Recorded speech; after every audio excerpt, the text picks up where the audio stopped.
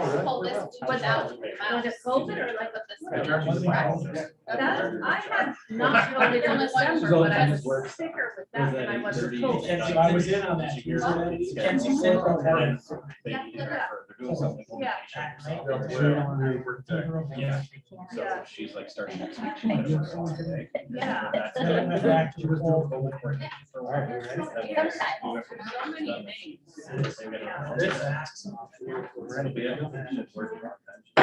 It is now 6 o'clock. We'll call this meeting to order. We'll begin with the pledge of allegiance. I pledge allegiance to the flag of the United States of America and to the republic for which it stands, one nation, under God, indivisible, with liberty and justice for all. All right, welcome to the regular meeting of the Norwich City School District Board of Education.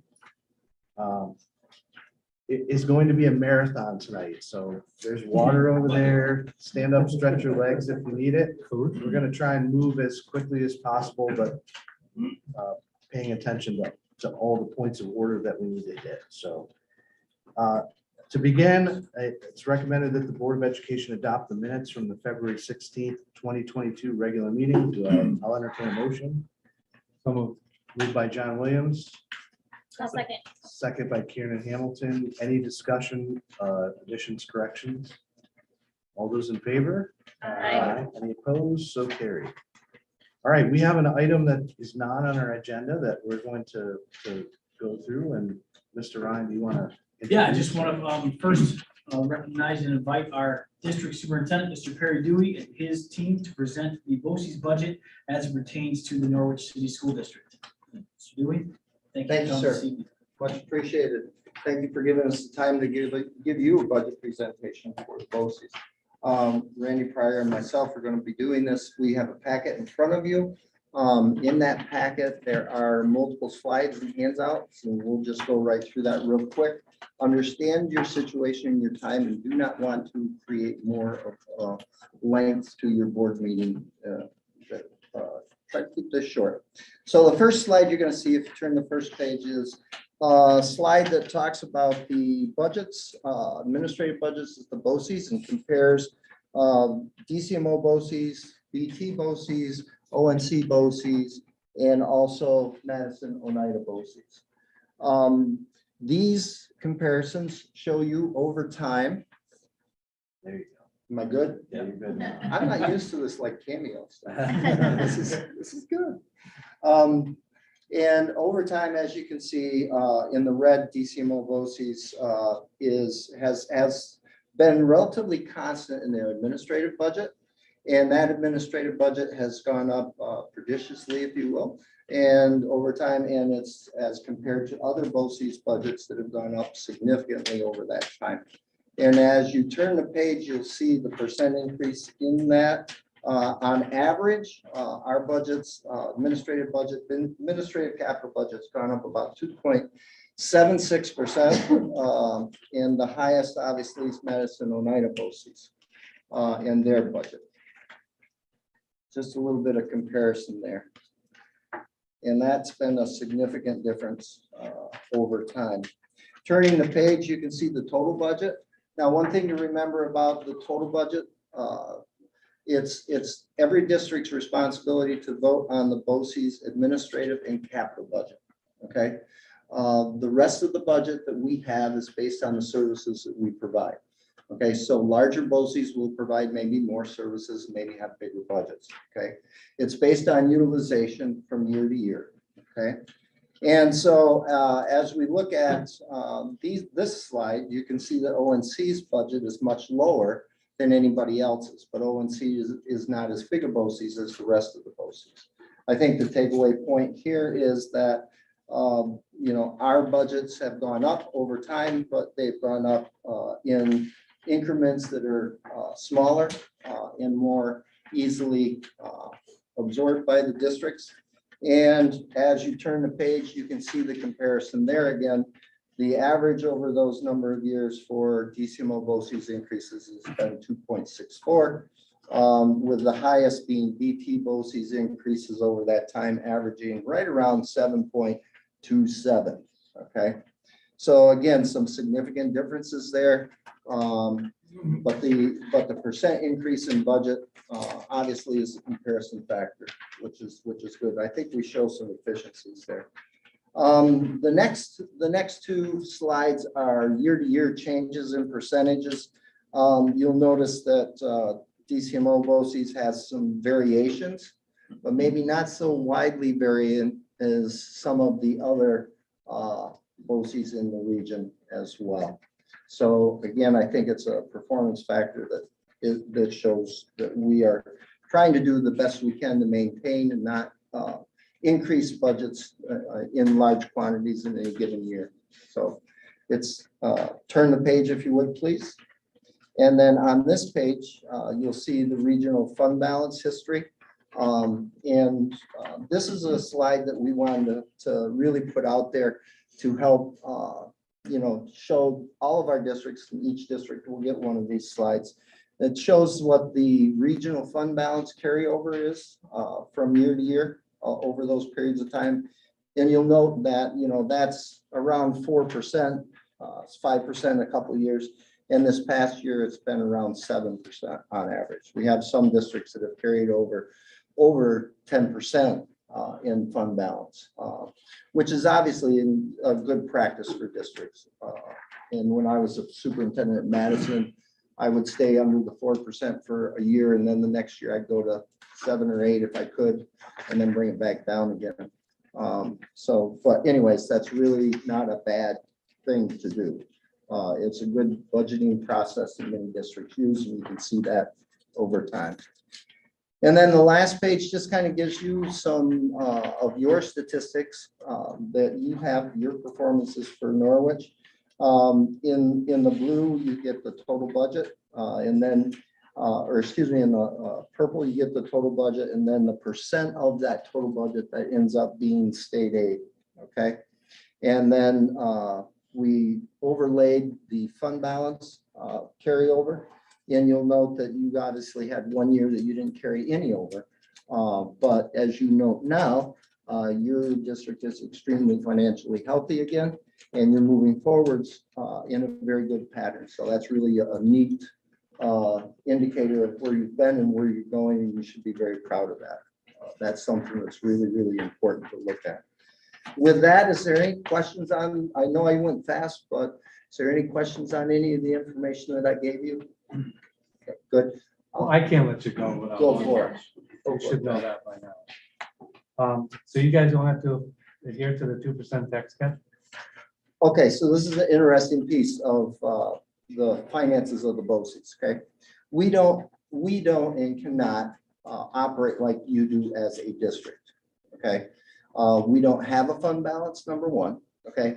And number two, we don't have a vote like you have a vote with your constituents in your districts, okay? You folks vote on my administrative budget by law, okay? The other pieces of the budget, that second set of numbers that I showed you, okay, is based totally on services provided. So if you look at us, we are more of a business, if you will. People say, schools, why don't you run schools like a business, okay? Everything in the capital budget and the administrative budget pretty much is like what you do here financially, but pretty much everything else at the BOCES is run like a business. So if there's no utilization, there's no need for the service. If there's high utilization, there's increased, services. So that's how that varies. But really the only vote that occurs is from you folks on the administrative and capital budget. Okay. Makes sense? We're good. Any other questions for me? All right. Thank you again so much for the time. Appreciate it. It's good seeing everybody. Thank you very much. Randy? All right, next slide, it's the administrative and capital budget. It's just like your school district, the administration basically with the superintendent, business office, those activities. The capital budget is paid for your buildings and renovations and all that you might owe on your building. So exactly the same thing. As Perry said, this is the one thing you do vote on. If you go to the first slide where it says capital and admin budget totals, it has the year 21-22 in the amount $7,103,000. A year ago, if you remember, at this time, we were looking at 20% budget cuts for all the districts. I'm here quite worried about that. So we had kept the bottom line number of the capital and admin budget combined to the same exact amount from the year before. So there's literally no increase last year. This year, 22-23, we are going up 2.17% to a total of $7,258,000. And it's a 2.17%. But really, when you kind of look at it, it's kind of 1% over the last 2 years because we were not forced to, but we held to zero because it looked pretty fiscally dire at this time of year ago. So we held to that. So next page is the administrative and capital budgets. And it's just broken out by object code. There's a uniform code of accounts. I know you have at least one accountant on your board in Brian, but it's just a numbering system that all school districts and BOCES use. So the first one on top is 150. That's an object code for certified salaries. That's like Perry's salary, part of mine, etc. Uncertified is mostly our staff, which are civil service employees. And you can kind of follow down and see what's going on there. One thing that is down is the interest on indebtedness. We do borrow some money annually to help with our cash flow. And the districts have been current, very good in the last couple of years. So we haven't needed to borrow as much, even with the rising interest rates. We actually reduced that a little bit. Next slide is the revenue presentation of the administrative budget. And for the district, it's broken out by our WADA. And we determine how big of the administrative budget, what piece of the pie, so to speak, that you pay. As the largest district, you do pay the most, but you have the most students. Randy, real quick, you Yep. review our WADA, please. Pardon me? You review our WADA. Oh, it's relatively weighted average daily attendance. It's basically kind of, it's how many students basically you have going to school daily. And we do use, that's a good point. We do use our WADA, not always current, we're always a couple years back. We use the last audited our WADA, so we know it's accurate. We keep on that cycle. So it might not be, it's not the latest our WADA, it's 2 years back, so. And Norwich is up a little bit, but our WADA is also up for that year, so. Next slide is capital projects. And like I said, that's basically paying for buildings we've built, paying for renovations. There's an energy performance contract in there. We try to save money. It's also rental space. This budget, for the most part, is flat. We did put some contingency money in the rental of space this year. We've talked a little bit about potentially renting space. If that doesn't happen, as Perry said earlier, we don't have mechanisms to carry money over if money's returned to the districts. So in Norwich on that one, you're up again. You're up from 662 in the current year to 686 next year. Again, it's based on our WADA. The next page is just a description of what's in the 150 salary. As I said earlier, that's certified personnel. That's Perry's salary, assistant superintendent, 15% of her salary is in there. 40% of mine is in there, and the director of educational services, 35%. And the rest of that, those salaries that aren't fully in that budget are allocated to running the various programs that we have. 160 salaries are basically our staff, our secretaries, office professionals, the entire finance office at BOCES, the treasurer, the receptionist, and all of those types of positions. And the next slide is just really for you to review. If you want to, you can look at like these are generated by object codes, the 400, public advertising, meetings, various contracts and supplies. 440, for example, is your legal services where you need lawyers. We pull it out of that budget. And you can read down through those. The next slide is significant changes. The top one's not really that significant dollar-wise. It's only $1,000 change, but it's down 14%. That's why I made the list. But for example, we changed how we cover our switchboard. We have a better streamlined way to do that. The biggest change really is the 400 contractual. It's up 45,000, 20%. We did not have to do an internal audit. The rules didn't make BOCES our size do that until this year. We have to do one this year, so we're budgeting for that. We also had some onboarding software. We had some weaknesses with the onboarding, so we're buying frontline basically, and that cost is coming out of there as well. The next, it's like a facts page, basically what's in the admin budget, some of the stuff I've discussed today. talks about the percentages that the budgets are up. It tells you a few things that are in the budget, just some commonly asked questions that you can review. And I think that's it. We do have the last page, which does outline, I think, Perry did this a little bit with a line chart, but talks about the various admin and capital budgets. Like it's just the admin budget for the BOCES near here. So I'm talking Portland Madison, which is a much larger BOCES, so you expect a bigger administrative budget. Their budget's 7 million plus. Ours is on the bottom at 2,343,000. So you kind of see how we compare that way. Any questions on any of that? And then I also included, and I will not go through it with you, but there's a number of years of financial data for Norwich, and it shows the various coasters you're in. It shows how much you contracted and the total expenditure, and it goes through a calculation. And then there's deductions, and most of the deductions are because there's a salary cap for BOCES employees. They only pay them the first $30,000 for that employee. You subtract that out. Basically, you get an aidable expense. It keeps going through a calculation, and it tells you basically what the net cost. So the very top one, and I don't know if you have the same years I have, but your final contract for administration for BOCES, and the one I'm looking at was $343,000. After you net it all out, what you're actually paying is $122,426, and that's because you drive BOCES aid. Now, it does not come in that year. It comes in the following year. So if you sign up for a bunch of new BOCES services, that's always the tough year one. And finally, after the next year, you'll get the aid on that, and then it kind of rolls from there. And I just gave that to you just to kind of get a feel. And your aid ratio, for example, is almost 80%. You don't truly get 80% because of the deducts, but they kind of give you a guideline to what you get for each service, what they cost you. So, any questions on any of that? If not, thank you very much. Thank you. Perry, thank you. I just want to take an opportunity to congratulate, thank Perry Dewey. This is a big announcement. He is retiring as district superintendent of DCMO, and thank you for your service. Wanted the board to have an opportunity to thank you as well. Appreciate it. Thank you.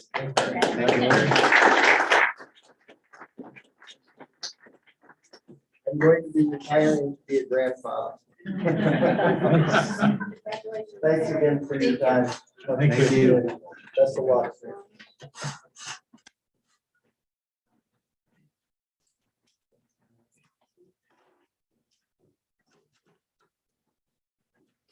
All right, we'll keep moving here. So our next item on the agenda is number 2, the superintendent's report. Mr. Ryan, take it away. Sure. So that was a lot faster than it could have been. Hopefully, if there was a question, you had an opportunity to ask questions. Brian and I will be asking a lot of questions about what you just saw. Okay, so there are some sort of rough timelines associated with how they prepared that budget, some changes that occurred at BOCES. And again, the intent is not to finger point.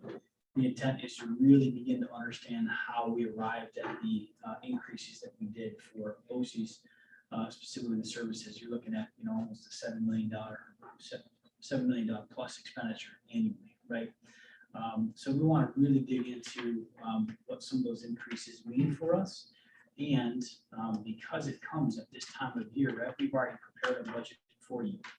And so we have to make sure that we're accounting for where all those increases are. Okay, so once we have that meeting, there's a meeting Tuesday of next week with many superintendents in the area that are seeing increases in their BOCES budgets. And we'll be meeting with Perry and his team Tuesday of next week. And we'll look to provide an update on Friday reflection. Great. Okay. Yes, thank you. All right, the feature presentation this evening is the Norwich City School District 22-23, right? It's the year 22-23 budget. And so Brian and I are going to start this off. And what we've done tonight is invited all of our building principals and a few of our directors to assist in really framing sort of where we've been, where we are, where we're headed along this journey of recognizing our mission and vision at Norwich City School District. And then how, of course, our budget impacts that trajectory. So That's where we are right now. Jess, I don't know what we're watching on YouTube, but I hope it's good. It's just streaming, Scott. We're just working on sharing. Here it Awesome. comes.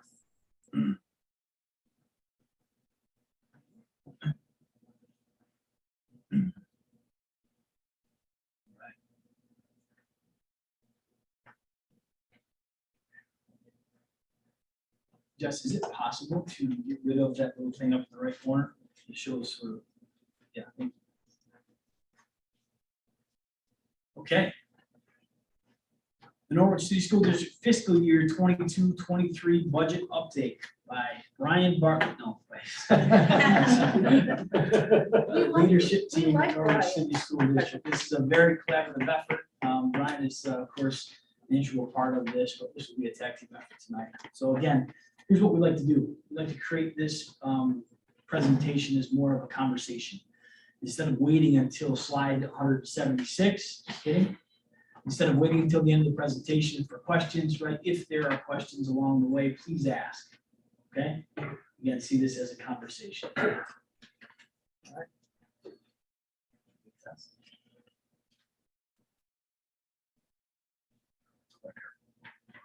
Negative.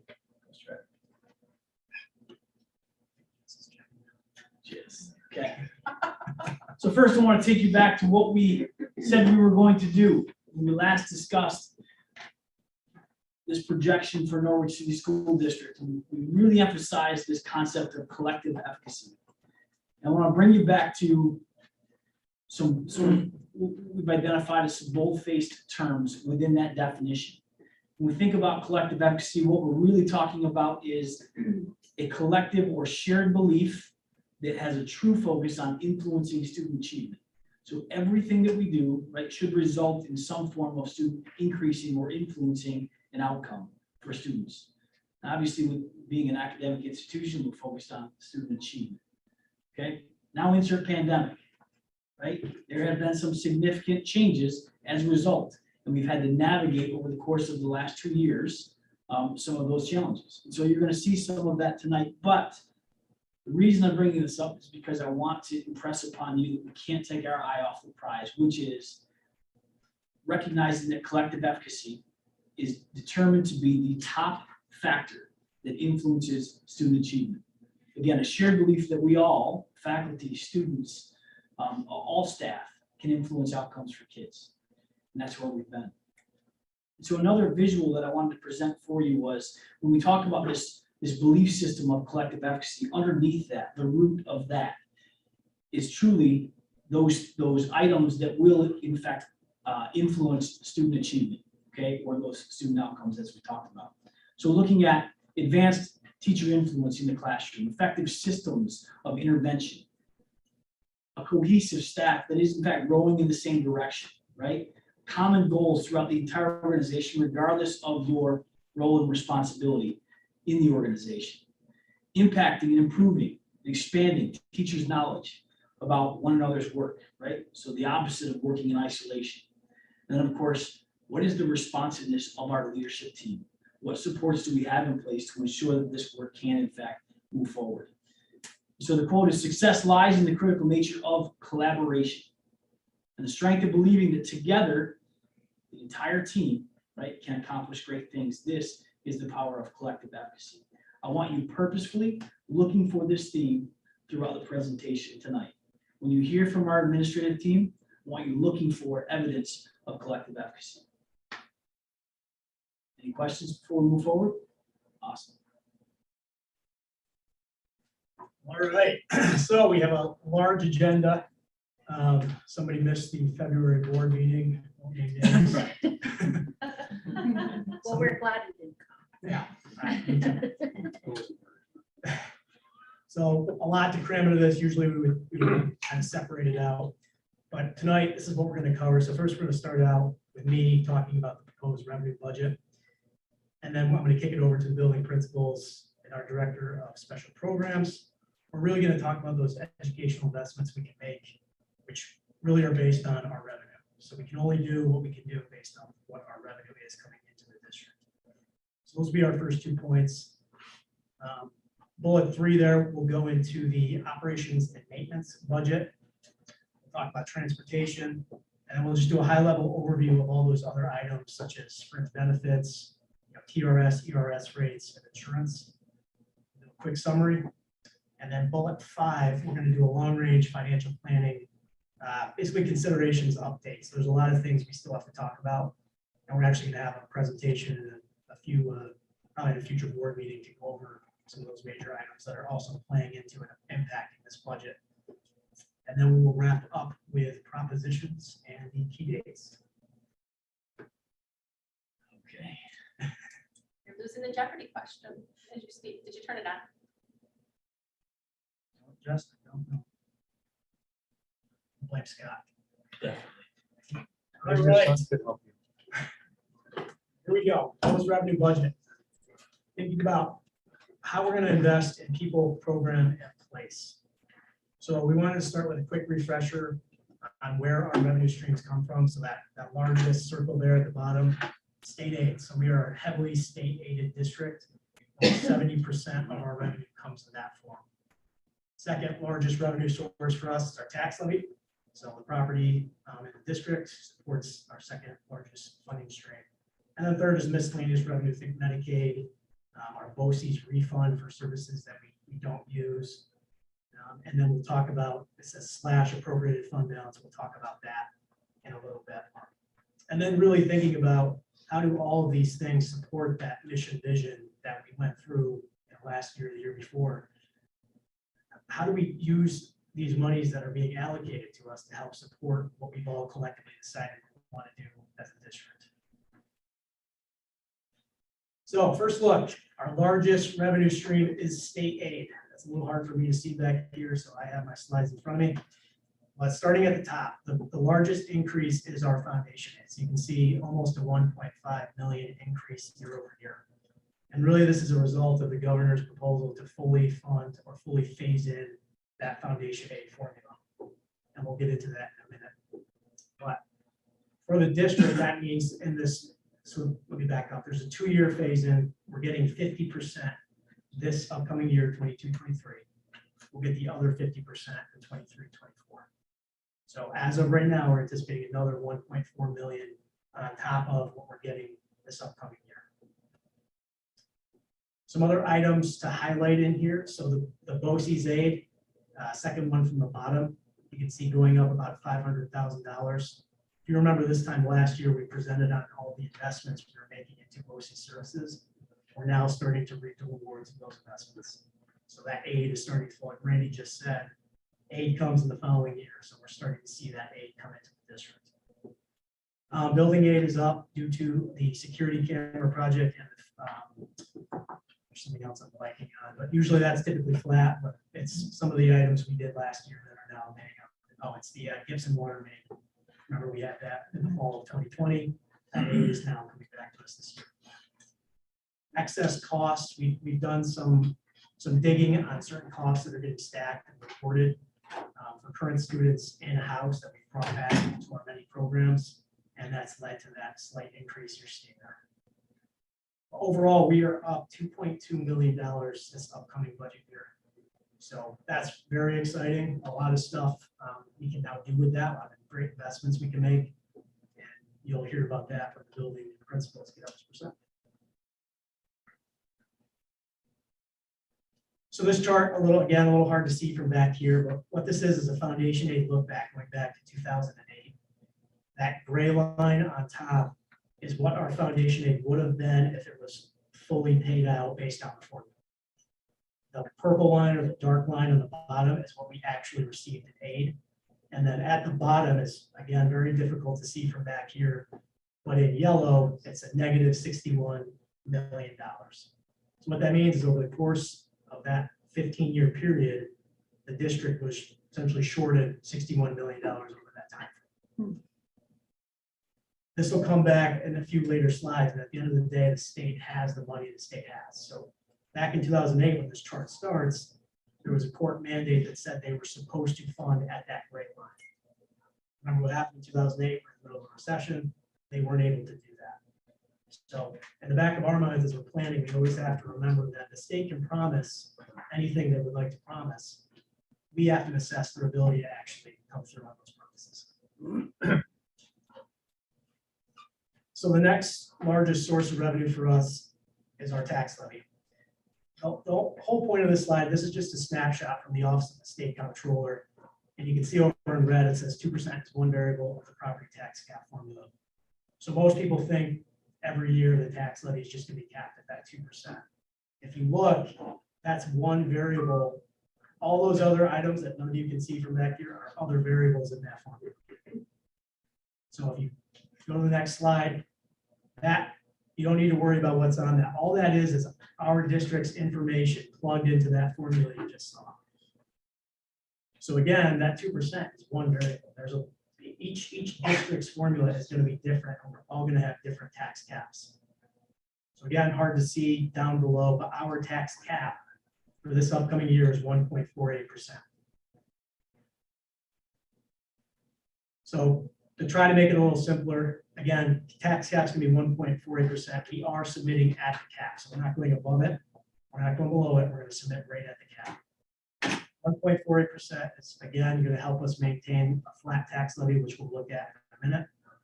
And then bullet 3, we have to highlight. As you recall, last year we started the capital outlay process. We're going to continue doing that. We have another capital outlay project slated, which is really going to continue a wiring project for our security upgrades. At the same time, as part of this levy, we're going to transfer another $235,000 to our capital fund to finish out that security project. So we're talking those IP clocks that help us to push out notices into each classroom, common space, like gyms, cafeterias, spaces like that. Again, and just as a reminder, that aid comes back fully in the following year. A normal building project with aid over 15 years, that comes back to us the following year. And then last bullet, it preserves our cap reserve that we created last year and keeps us moving in the cap outlay process or cap outlay program, which again helps us knock out some of those projects, those little projects that can't wait for a larger project. Pause there for a second. Can I talk a little bit about the legislation proposal for capital outlay? Yeah, so right now the legislature is looking at increasing that 100,000 cap up to 250. I believe they're even talking about going up to 500,000. So that's been on the table for a very long time, or discussed for a very long time. It sounds like it might actually get some teeth. And the whole point is to help districts take care of things in real time, as opposed to waiting 5 to 8 years to do a massive project, which requires significant debt. So for us, that would be huge. So we're already, as you can see, planning to transfer 335, which means we're ready to go. So for us, we could potentially get all of that aided back to us if that does pass. So think about the ability to do $500,000 worth of work annually, right? And receive almost 96% of that back the following year, right? So we have to really budget for having the money to sort of front. The local share really amounts to just about 5%. So budgeting for that as well as we move forward. It's important to recognize that when this original cap outlay was designed, things cost a lot less. You can't do a real project for $100,000 anymore. I mean, think about our infrastructure here in Norwich. You can't do a real project for that money. So that's a home run if that happens. It's a great boiler. Yeah, you can't do a boiler. You can't even do a boiler for that. You can't talk to an architect for that. Right. Yeah, you have to remember that part of that 100,000 goes to architects, engineers. There's a lot of work that has to happen with SED.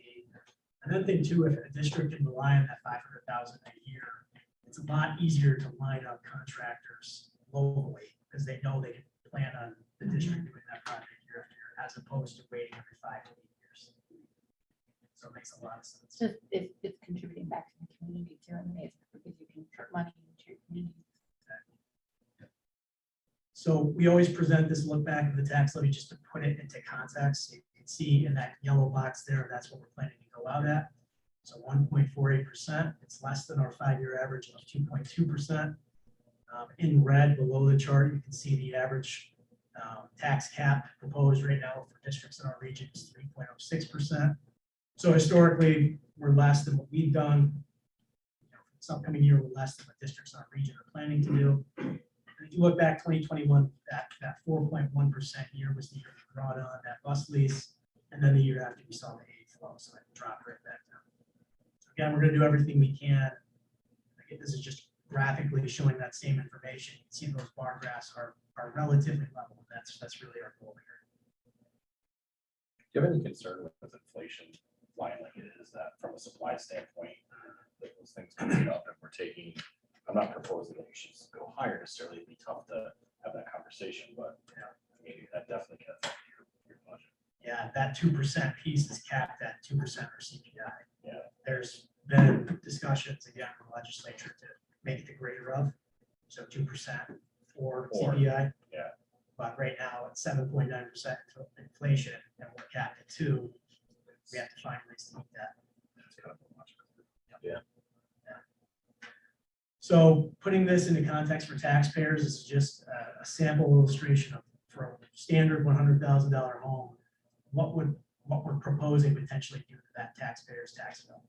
So you can see 1, 2, 3, 4 columns over, annual increase of about $20, monthly increase of, it looks like $1.07. $1.67. Two big caveats to this. We don't control equalization rates and we don't control assessed values. So this is conservative. Most likely that assessment is going to be a lot less. Whoa, again, hard to see. But our third largest source of revenue is going to be our appropriated fund balance. So all this is, don't worry about the information. This is our financial statement from last year. Way down in yellow is just showing what our unassigned fund balance was. So just over $3 million, 7.6%. Everybody talks about the 4% is what we're supposed to be at. So real property tax law says you're only supposed to have 4% of unassigned fund balance. So both our internal and external auditors are recommending we go back to that.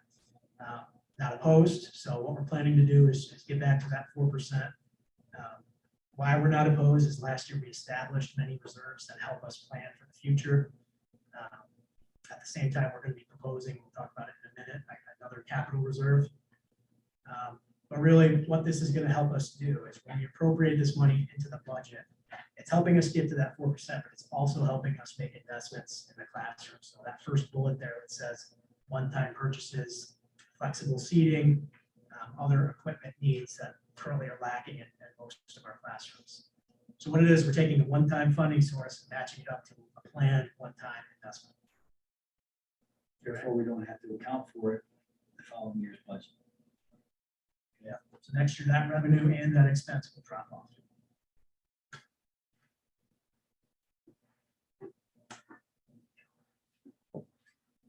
Okay, so just a summary of projected revenue, starting at the top. Is Borrow our my glasses. state aid, tax levy, our appropriated fund balance, and then just miscellaneous revenue. So what we're looking at right now is a projected 3.2, almost $3.3 million increase year over year, or about 8%. So that's important because it's really going to tee up what our building principals are about to present. And that this allows us to really start making some of these investments that have been lacking for a really long time. Going back to that foundation, if you look back, you can see, based on the formula, the district has been lacking in funds from the state. So can't change the past, but we can change the future. And we're really happy with the budget we have. So with that, I'm going to hand it off to, I believe, Miss Amy Martin.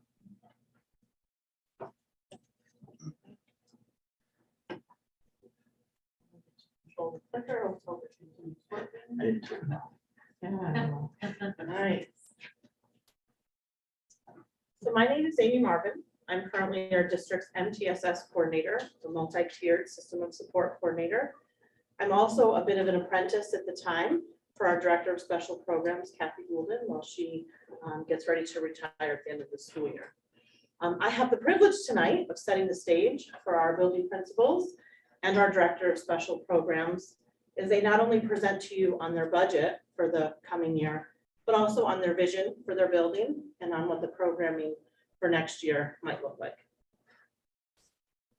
So we as leaders, as a leadership team in Norwich City School District, like to start our work with the mission and vision. We like to tie all of the work we do in district back to the mission and vision And you'll see here, we've highlighted some words that we really think are core pieces of the work we're doing.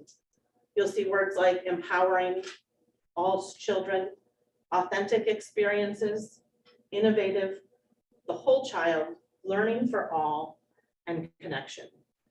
We really are dedicated to success for all students in this district. And that's just what our mission and vision guide us in.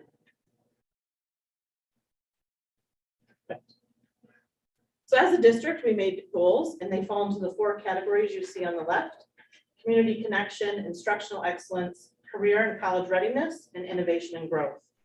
As building leadership teams, we also made building level goals that tied directly to these 4 categories. And then we looked across the district pre-K to 12 and pulled out some common themes in our goals. So you'll see here on the right, positively connecting with families is a theme across the district, as well as growing community partnerships, promoting collective efficacy, building that professional learning community, preparing our students for college or career, exploring electives at the secondary level, fostering authentic learning experiences pre-K to 12, and also creating a STEAM progression, which includes education opportunities in science, technology, engineering, arts, and math. Trying to think of what slide's coming next. So you're going to hear tonight our building principals. They are going to give you a little glimpse of who they are. They are going to talk about their buildings and their philosophy of education and what their vision is moving forward. Before I pass it off to them, I want to share with you my personal philosophy on education and my vision as I move into also the role of the Director of Special Programs here at Norwich City School District. Sorry. So on this screen, you're going to see a group of students. These are all Norwich City School District students. Some of them have graduated, some of them are current students, and some are future students here coming next year. What I know about this group of students is that they all have really unique learning styles. They all have their own strengths and struggles with learning. They all are forging their own path in life, whether that brings them to college, whether it's bringing them to the workforce, to the military, or maybe they haven't figured it out yet. But what I know as an educator, that it is our job to prepare our students for whatever path they choose. College, the workforce, the military, whatever they want to do, it's our job to prepare them for that, regardless of learning style, regardless of disability, regardless of the path that they're choosing. It's our job as educators. And tonight you are going to hear in the leaders that present behind me, you're going to hear the passion and dedication that we have for our students. And these are my students up on the screen, or my children up on the screen. And part of what makes me so proud to be part of this leadership team in the Norwich City School District is as every one of these kids crosses the threshold into Gibson as a 4-year-old entering pre-K, they stop becoming just my students and they become our students, and we wrap them up and we care for them as a team.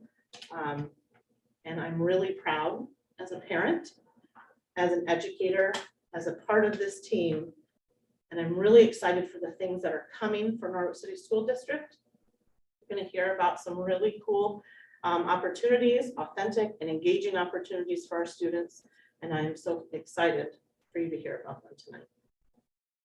I'm going to pass it over to Kathy Goulden. Hi. I got to run my hand. So just this button. Oh, boy. Okay. Just this button, huh? Hi, everyone. Happy to be here tonight. Kathy Golden, Director of Special Programs. Sorry if my voice is a little weak. I'll try to project it.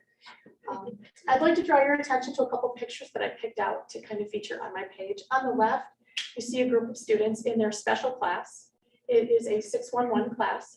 611 means there are 6 students, 1 teacher, 1 paraprofessional. You hear us in special ed talk a lot. In education in general, we talk in, education words. There's a lot of them in special ed. There's like a 20-page glossary. I'll spare you. But 611 means 6 students, 1 teacher, 1 paraprofessional. And the students are working on grade level curriculum as a framework for their learning experiences. And that's really quite new for Norwich and really new across the region.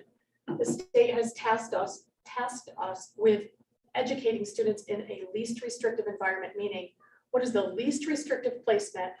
Least is alongside their peers. Most restrictive would be in a residential setting and all of the places in between.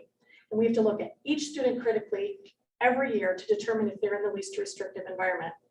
You all see that when you look at every month approving that the CSE agenda, those numbers represent students. Those students represent us looking at each one of those students individually to assess their program and determine if they are in the least restrictive environment and what their other needs are based on their disability. On the right, we have a student who has been receiving ABA therapy, applied behavior analysis therapy, which we'll talk a little bit more about later.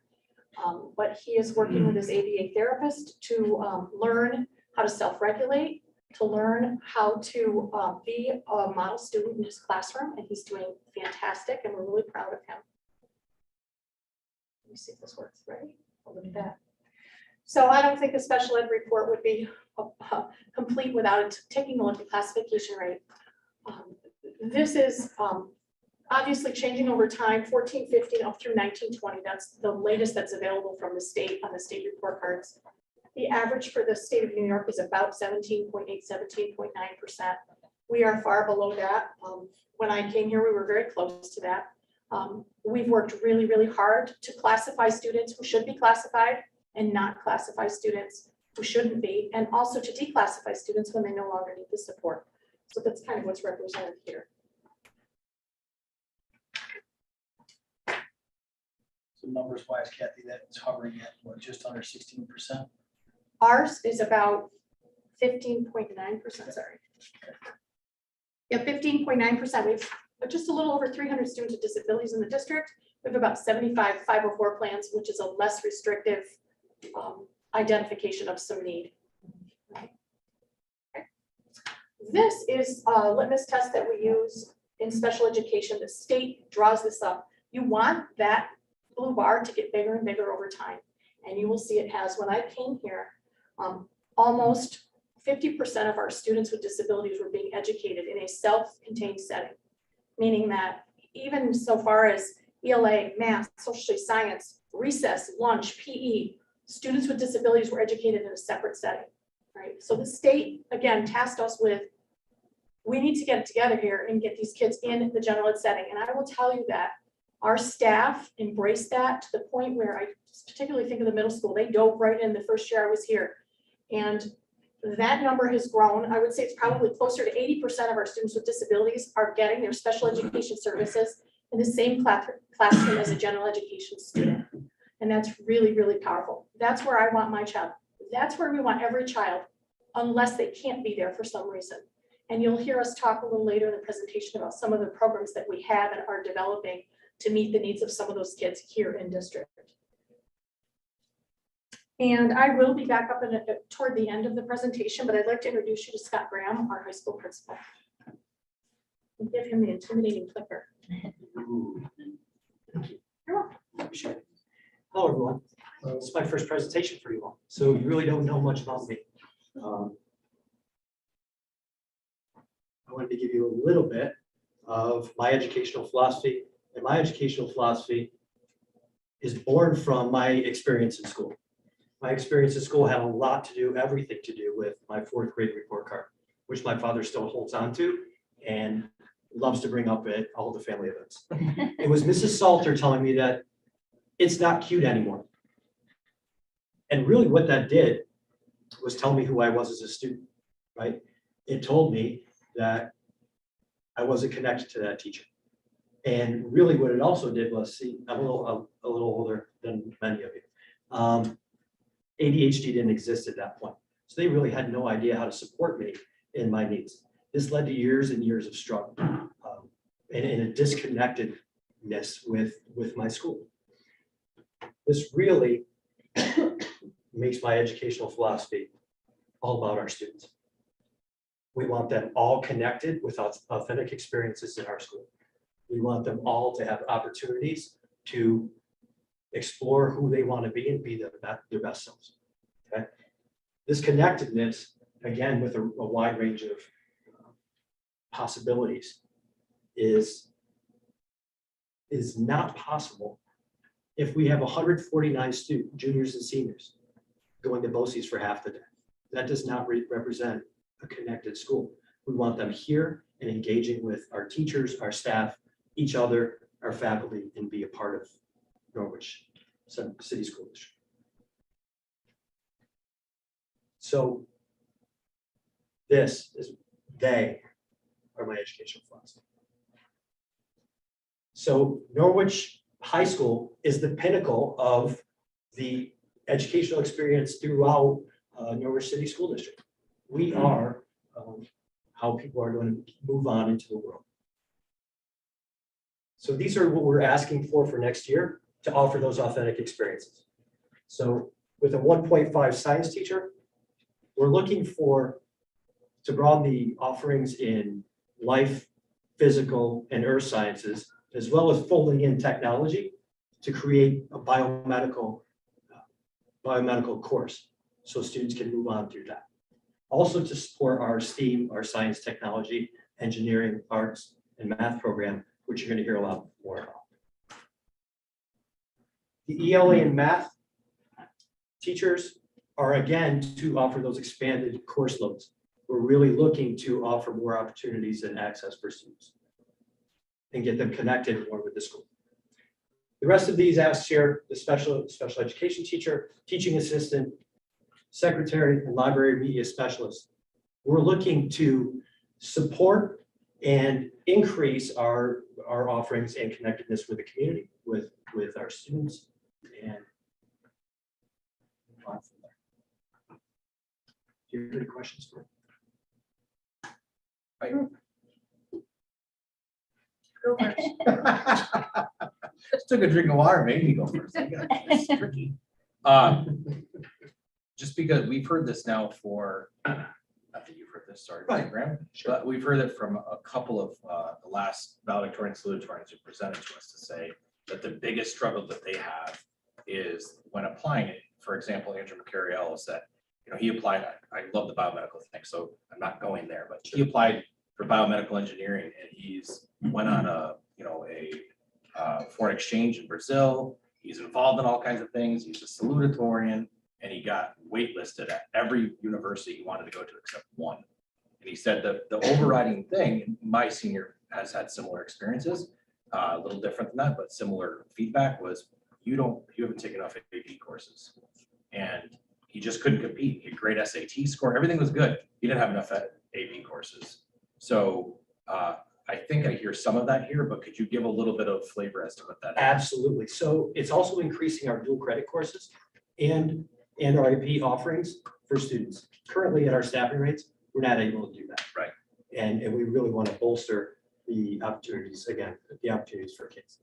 I want you to think about also, every one of those teachers are listed, that's 6 courses, 6 sections of the course in that area, right? So in the area of science, right, that's 9 different courses. I say different.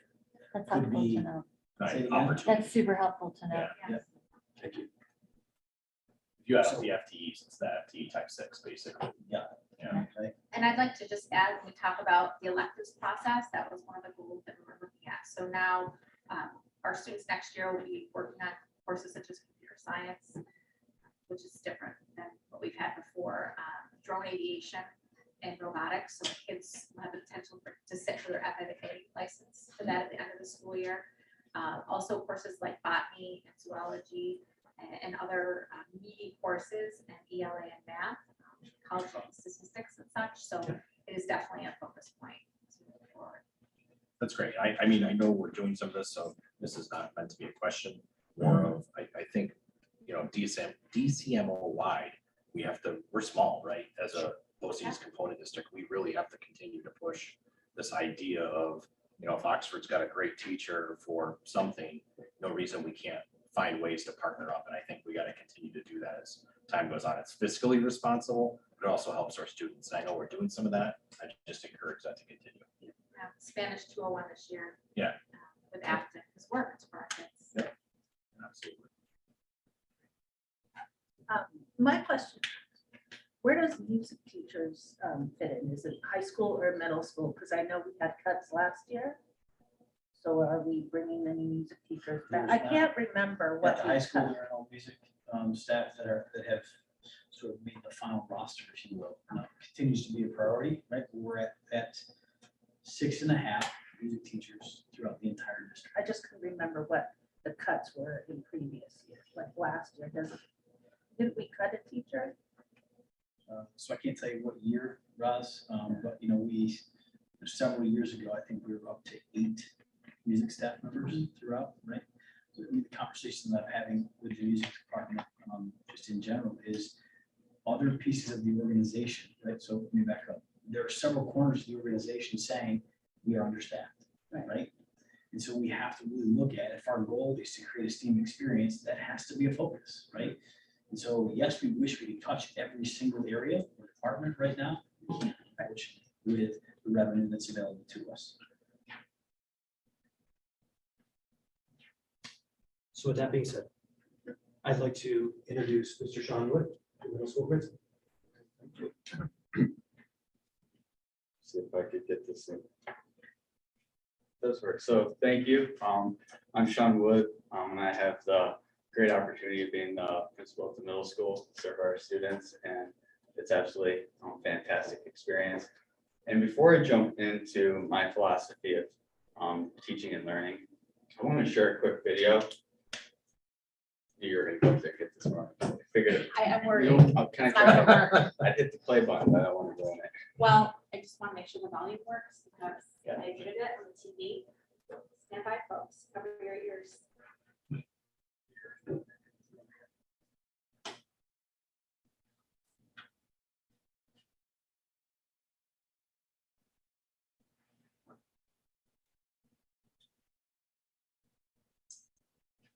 I worry.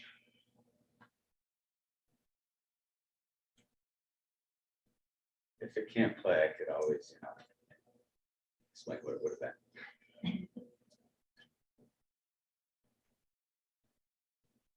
More about that. So I would say most people would say the past is definitely predictable. Right, which is great, but they'd be wrong. Right.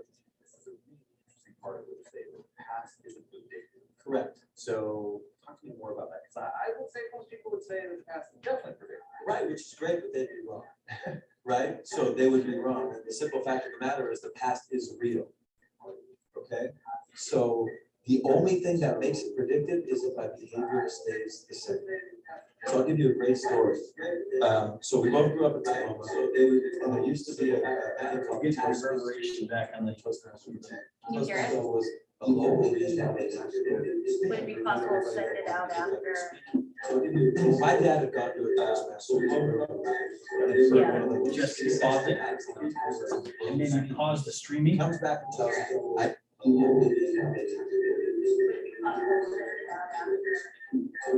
my dad had gone to a Toastmasters. Maybe pause the streaming. Comes back and tells me,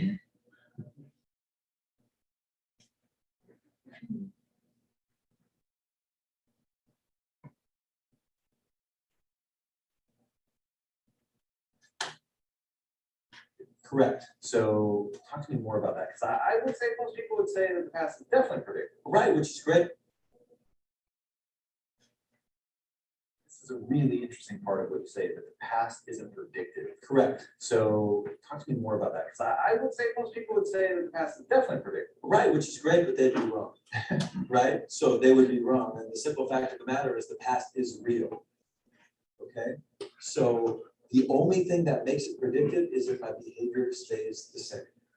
So I'll give you a great story. So we both grew up in Tacoma, and there used to be a thing called Toastmasters. I don't know if you remember Toastmasters. But Toastmasters was a local, regional, and national speaking group for anybody that wanted to get better at speaking. Well, my dad had gone to a Toastmasters early on and heard one of the most successful magazine entrepreneurs in the world speak. He comes back and tells me, I just had a chance to hear one of the most successful magazine entrepreneurs in the world speak. And he said, when are you taking your SAT? I said, I'm taking it next year. He said, well, this guy was failing out of high school. He was struggling. He was raised by a single mom in the Midwest. but he promised his mother he would take a test called the SAT. So he takes the SAT in May, his junior year, doesn't expect anything, gets his score back in June. Now the SAT, which I don't know how many your population know, but it's a standardized test with a math part and a verbal part. Both are scored out 800 points. Well, this guy takes it, he's bombing, he's failing out of school, he doesn't expect anything as he's telling the story of Toastmasters. Well, he gets a 1480 out of 1600. So he's stunned, right? That would be for the smart people that listen to your podcast. Right, cognitive dissonance. I got a right? 900 on my SATs, just Right. to give people. Right, and I got a 1010, and I got a 1010, right? I was just, hey, 4 digits is a miracle, right? But it's a hard test, and it's a variety of different things. So he gets the score, and his mother, doing what any mother would do, knowing her kid, says, "Did you cheat?" Right? She knows her son. And he said, "I swear to God, I tried to cheat, but the way the numbers were and the scantrons and the bubbles, you couldn't cheat." So she says, "You need to tell me you really got that score." He said, "Yeah, I got the score." So he's stunned, Tom. So as my dad's telling me the story, I'm like, okay. So he says, all right. So what he decides is because he realizes he's smart and he's going into his senior year, he says, "I'm going to go to class." Now he starts to go to class. He doesn't hang out with who he did when he didn't go to class. All right. Teachers see him in class. They said, "Hey, maybe Franklin Pierce, maybe we missed the boat on this kid." So they start to treat him different. Well, as the guy would tell the story, he graduates, goes to a community college, goes on to Wichita State, goes on to the Ivy League, and becomes this massively successful magazine entrepreneur. So it's like, okay, well, the guy was always smart. He just needed a standardized test to unlock it. My dad said, "No, that's not the story. This is what I want you to understand." He said, 12 years after all this guy's success, he gets a letter in the mail from Princeton, New Jersey. Doesn't think anything about it. The next day, his wife says, "You're going to open it." He opens it. True story. It turns out the SAT board will periodically review their test taking procedures and the policies. The year he took the test, he was one of 13 people sent the wrong SAT score. His actual score was a 740 out of 1600. And he said, "People think my whole life changed when I got to 1480. But what happened? My whole life changed when I started acting like a 1480. But what does a 1480 do? He goes to class." So I wanted to start with that video for obvious reason. I think it's a really great story, number one, but I think it really speaks to my philosophy for teaching, right? So I didn't get a 1480 on my SAT either. But what I did have growing up was a lot of people that believed in me. And while my parents believed in me, I also needed someone else that was there to believe in me, right? So I take all the way back to second grade.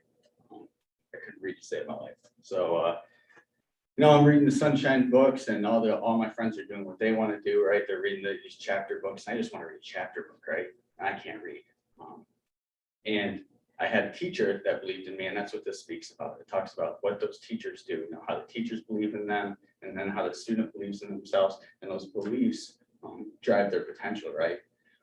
And so I had a teacher named Mrs. Rathka, and she came in, I can still remember coming in second grade with a little flash rings right there with ing, ing, and I learned how to read. Yeah, right.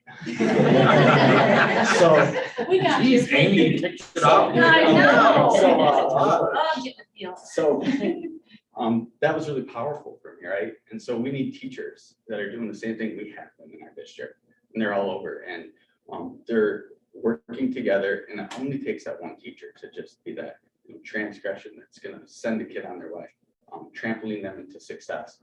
And so that's what middle school is all about. It's giving them opportunities, right? Connecting with somebody, anybody, just one person, and giving them hope. And it comes from success, right? You have to have some sort of success.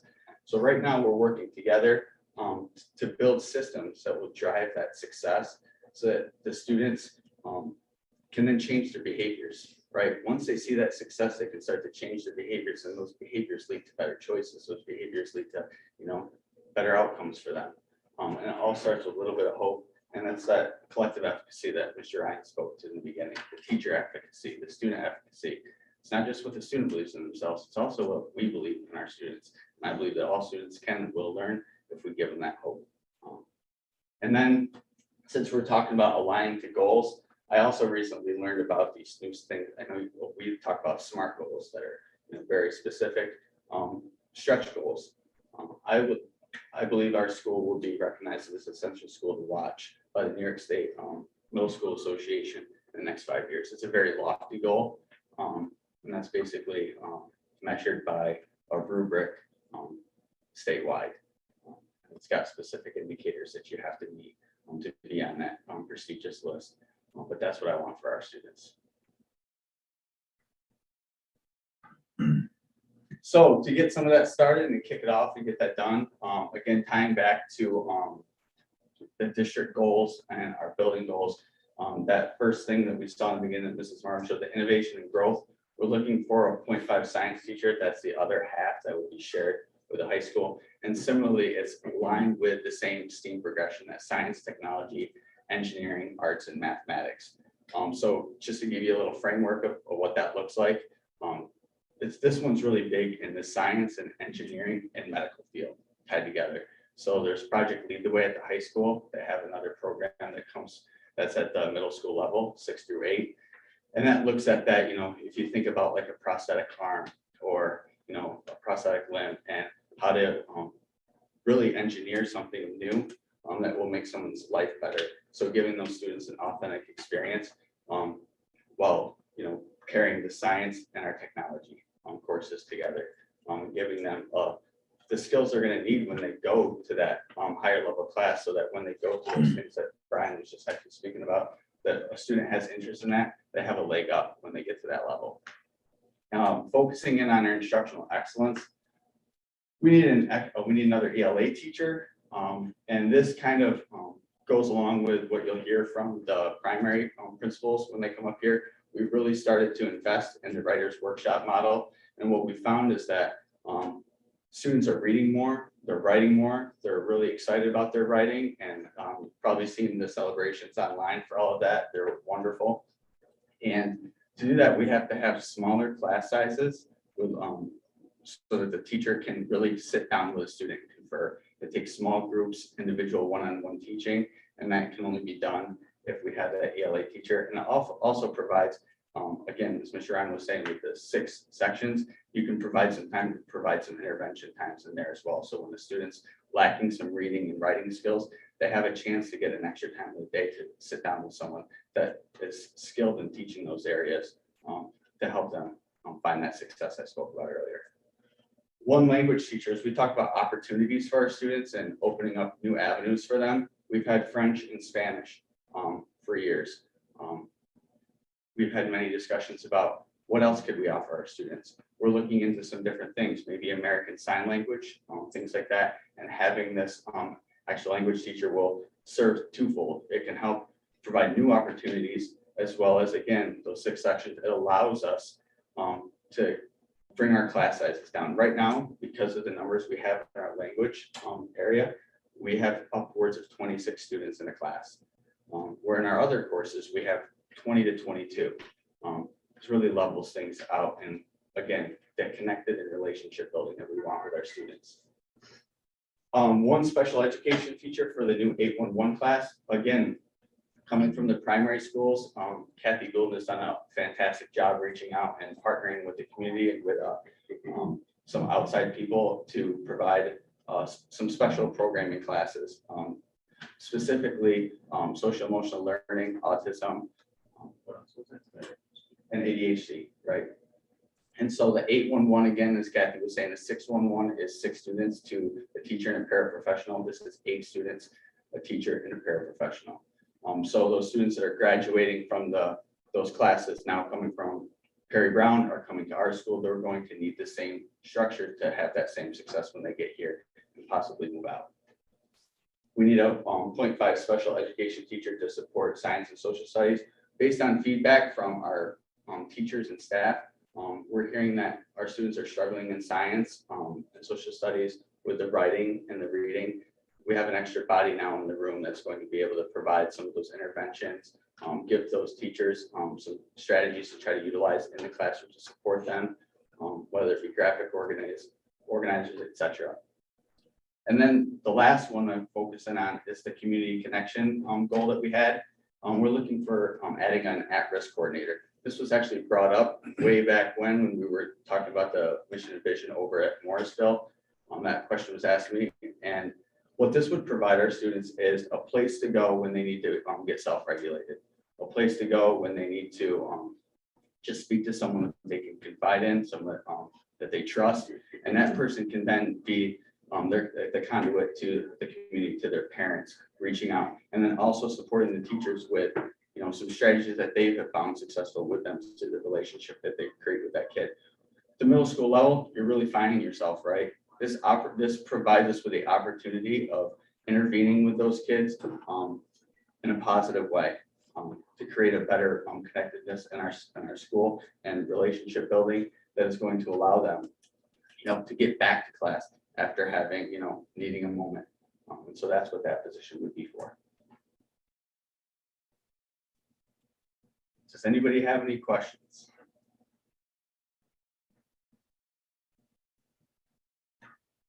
All right, well, if there's no questions, I'm going to pass it on now to my mentor and Principal Perry Brown, Michelle Osterhouse. Thank you. You're welcome. A tough act to follow right there. I can tell you, personal experience, voracious reader. That voracious reader. Big button. It's always much fun. Side button. I have a clicker, it's different than mine. Okay. So I'm really excited to tell you about our vision, where we are going and beyond. And I'm going to start off with telling you a little bit about myself and what really brought me here. The middle picture, you'll see it says, every adult remembers their favorite teacher. And I think if you could think back, all of you in this room, is there someone that made you really enjoy school or connect to school? And I have that person. If you look at the person, the picture, the photo on the left, that is Mrs. Clune. Not a lot of people know this about me, but by the time I got to 5th grade, this was my 5th grade teacher, I'd been to 3 schools. I was an Army brat. We traveled all over the country and even around the world. But by the time we settled in Oneonta, New York, I was a part of a community school, Center Street School, and it was Mrs. Clune who really changed, I believe, the trajectory for me and how much I really loved school. And it was because she formed relationships with us kids. Her classroom, it felt like home, it felt like family. As much as she could be loving, she could also be really stern. I remember this, I have a fond memory because it wasn't me who got in trouble, but I had a classmate and she would laugh if I told this story. And I wonder if she even remembers it because I seem to remember things that people don't always remember. But Ursula Copenhaver and I were in our reading room with Mrs. Clune. And Mrs. Clune had it up to here with Ursula because Ursula kept chewing gum in our reading groups. And that was a no-no. And Mrs. Clune had such authority in the classroom and such a connection. We did whatever Mrs. Clune said, that she was frustrated with Ursula. And she said, Ursula, you have chewed gum one too many times in the reading group. I want you to take that gum and put it on your nose. I kid you not. Ursula, for the rest of the reading group, had the gum in her nose. That sounds really horrible right now when you think about it. We would never do that to a student right now. Ursula loved Mrs. Clune, and it was just because of the relationships that we had that she could get away with that. Don't worry, I'm not making kids put on their nose in class, but there's nothing more important to me than relationships. And we would come into school and she'd greet us at the door and she would hug us and kiss us. And Mrs. Clune, this past January, turned 100 years old. She is still alive. She still knows who I am because she is of sound mind. I have bumped into her in the grocery store and she will come up to me and she will kiss me and hug me and talk to me, and she remembers my name, Michelle, I'm so proud of you, and we talk about all the things that I'm doing. And I have to tell you, I'm sitting here preparing for this presentation and I had an epiphany. I never thought I'd be an elementary principal.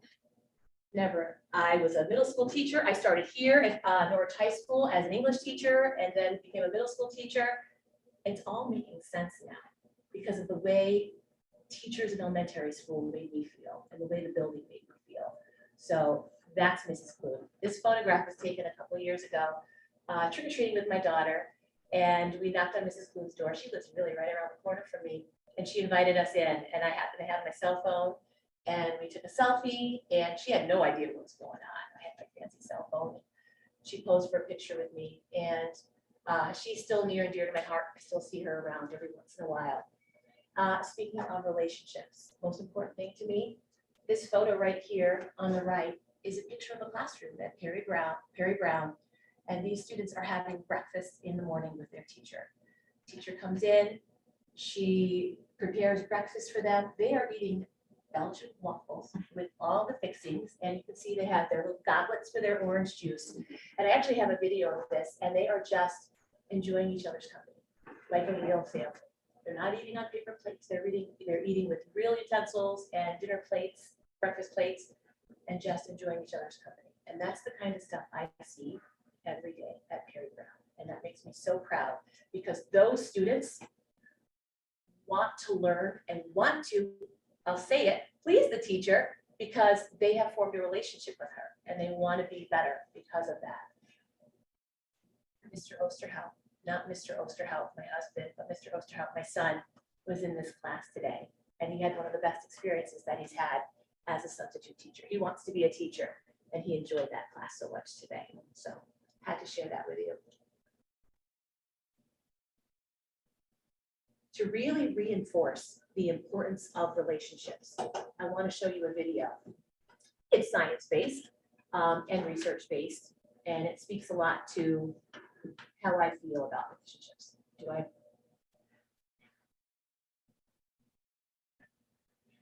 You had so much to offer your student. What's going on? Strong relationships are central to the learning process.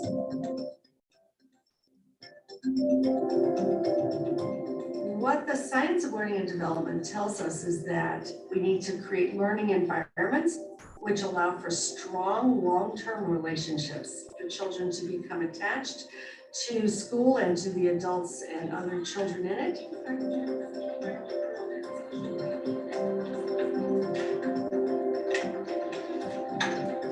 When children have experiences of closeness and consistency and trust, oxytocin is released.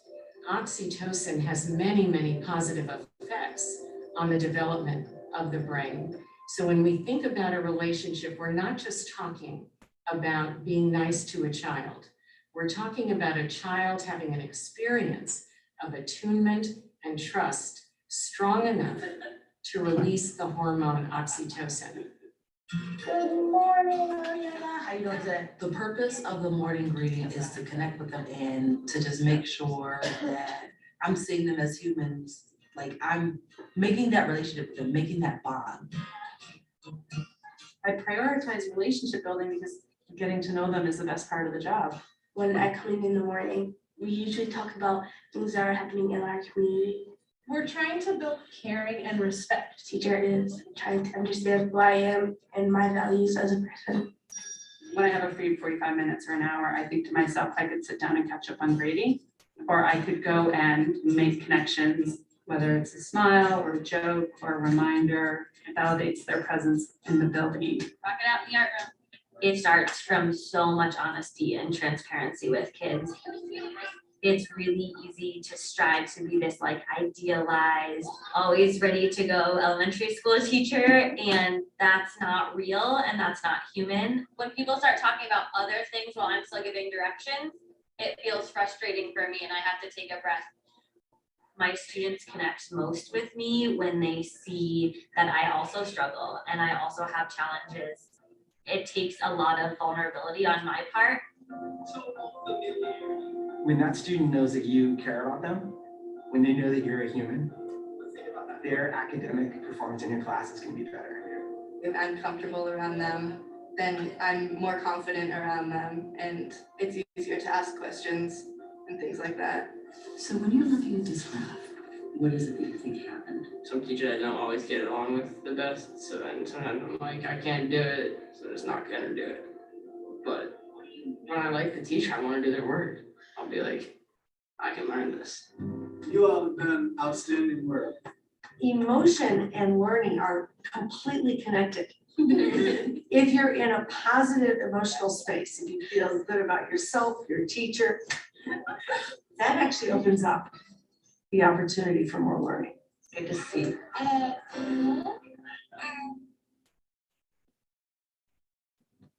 just realized it sort of ties back to your video as well, right?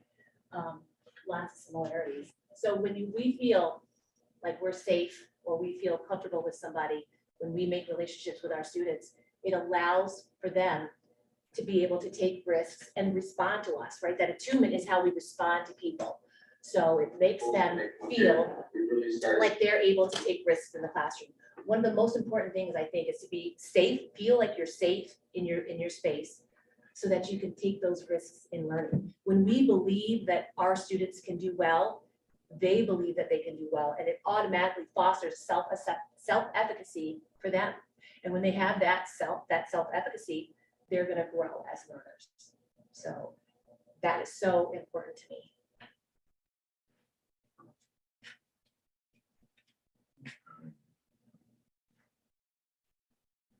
Oh, it would have worked if I did that. Sorry. Yeah, okay. So this really shows, these are sort of the needs that we have for next year. And I want you to notice, everybody's shown their slides. All of our needs are tied to our goals. So they make sense. They're tied to the mission and vision and the goals that we created as a district. So you'll see that for innovation and growth, we're asking for a science teacher. I sat in on a meeting last week. We're looking at some new science curriculum.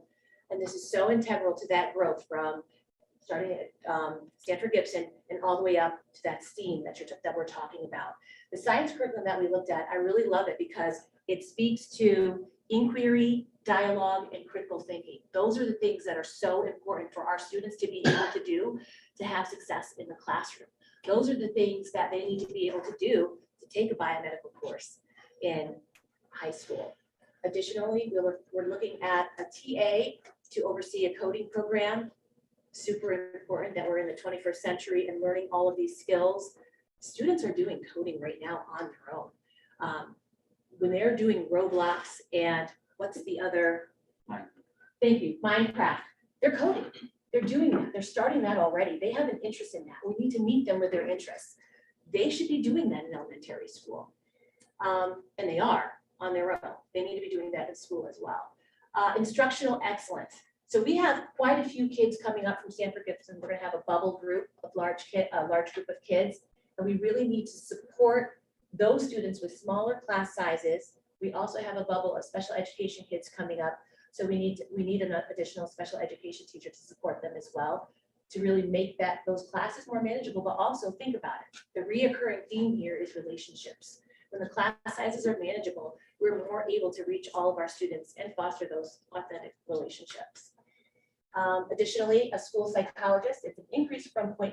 We have 0.5 right now, and we need to increase that, and that will be shared with the middle school. Last but certainly not least, community connection we know is so important. We have a social worker. We're looking for full-time social worker who will help us not only in our classrooms, but in our special classes, that connection with parents and the community. So you hear a reoccurring theme as we've all talked about: connection with the community, connection with the students, connection with parents. Do you have any questions for me?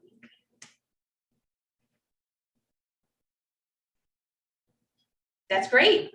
So I'd like to introduce Jen Oliver, Principal Stanford Gibson. And every other cry your person, Jen, so see if you can Yeah. break the streak here. Oh, gosh, okay. Anybody need a movement break then before I get started? Woo.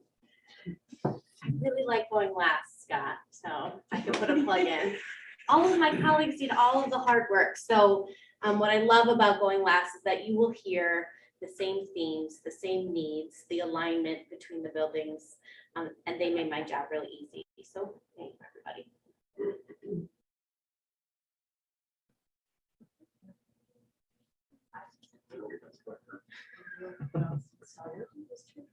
Michelle, did you turn it off?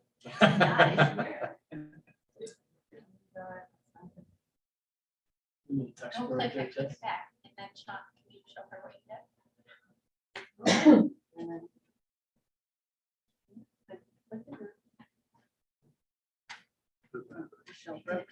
You changed yourself. Alright. So for the movement break. The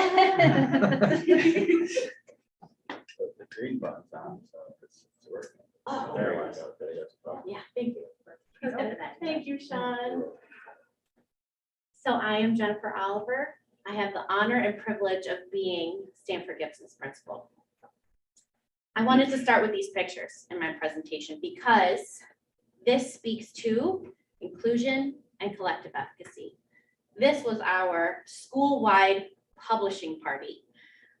And all were included, and it was a kickoff to all of the hard work that we've been doing. And workshop for me means collective efficacy and inclusion. The picture on the left is a little girl who communicates with a device, and she shared her story to the entire school. It was really powerful. And on the right is our OT, related services provider, Jen Parker, who is actually giving therapy as we present and are part of a party. So usually she wouldn't be a part of a writing workshop party, but this is her job now. And she's a part of the party. She's part of the entire community. And she's actually probably screening OT needs right in this picture here. So I'm really proud of that type of work that we're doing. So if anybody knows me, I talk a lot with my hands. I'm extremely passionate, and I'm a fierce advocate for children. So if we're talking about children, you just got to be prepared and buckle up, because I'm going to start talking with my hands. But this summer, we went to, for me, some groundbreaking professional development with Solution Tree. And I heard this quote, "Every student in this building has my last name." And I said, that's stealing that. That is me. That is my quote. And one day someone will say, "Mrs. Oliver, man, she went around and said every student in her building had her last name." And so that's me. And I want to give you a little bit about my why by reading you a few reading you a few pages of a story that a special friend gave me when I first met her, called "All Are Welcome."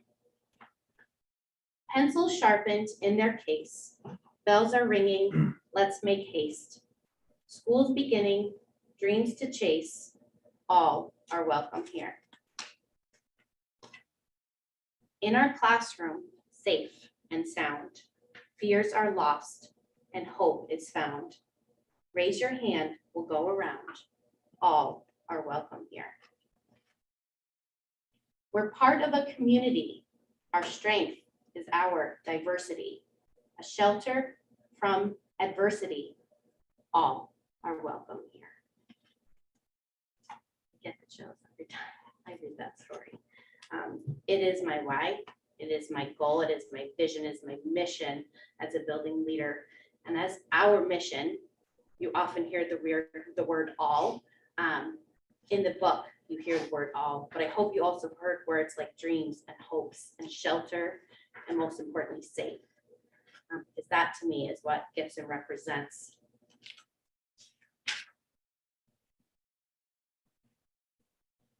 So nothing new, which is great because it aligns with the ask fors in the other buildings. Again, innovation and growth, so important. I want to prepare our pre-K students to eventually take a biomedical class where, like Mr. Wood talked about, building prosthetics, it's wonderful. It's what we have to do. It's not really an option.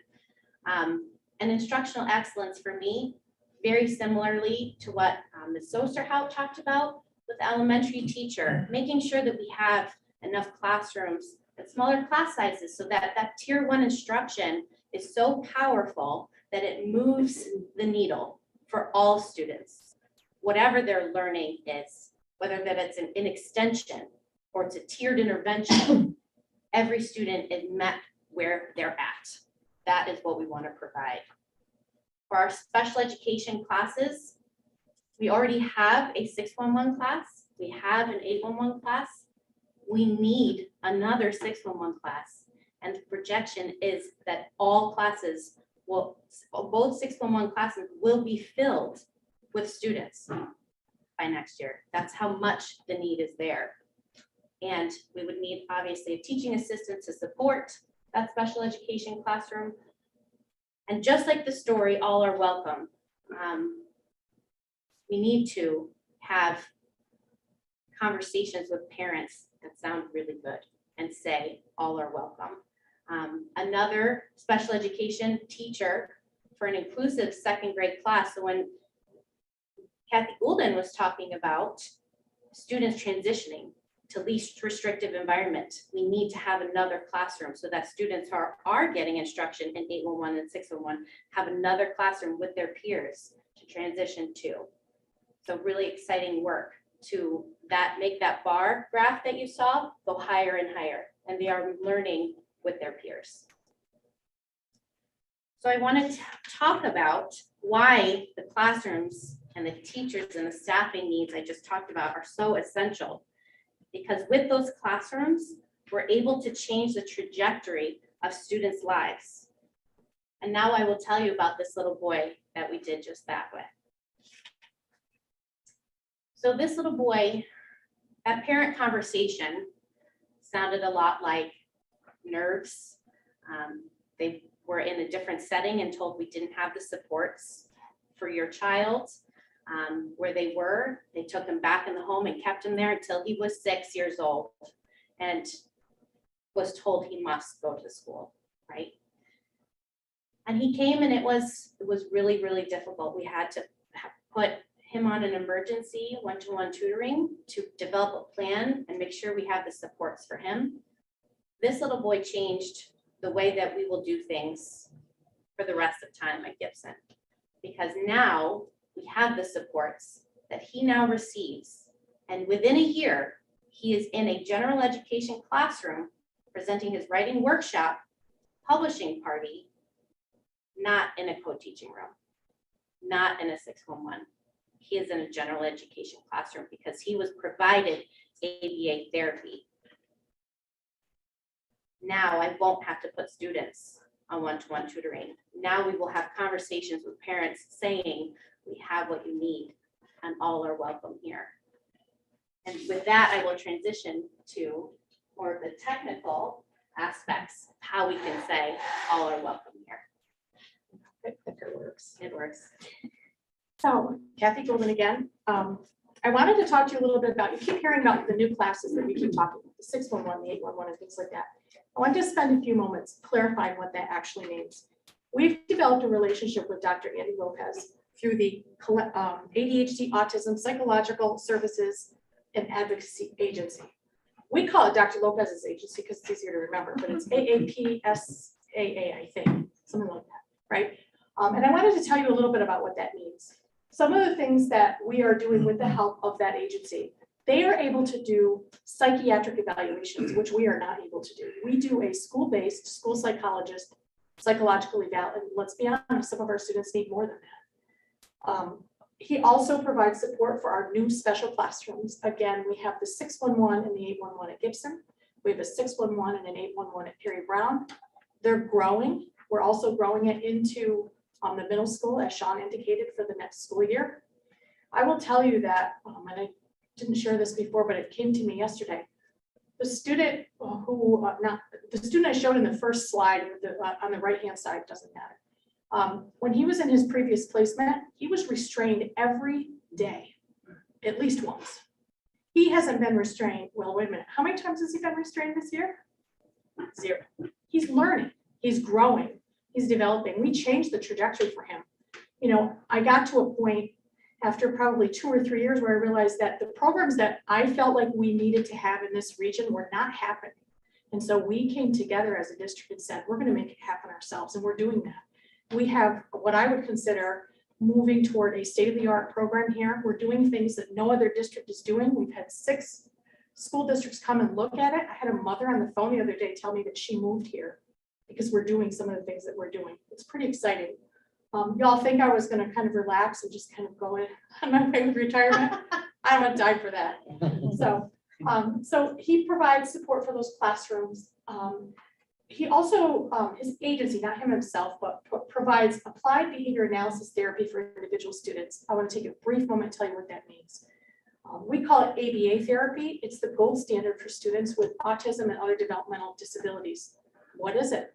Well, if you look at the words behavior analysis, it's really analyzing a student's behavior. We all know that behavior is just a form of communication. From infancy on up through, it's a form of communication. What are they trying to communicate? How can we get that need met in a different way? And then reinforce, reinforce, reinforce. It's very intensive. It changes the trajectory for children with autism. and severe neurological disorders.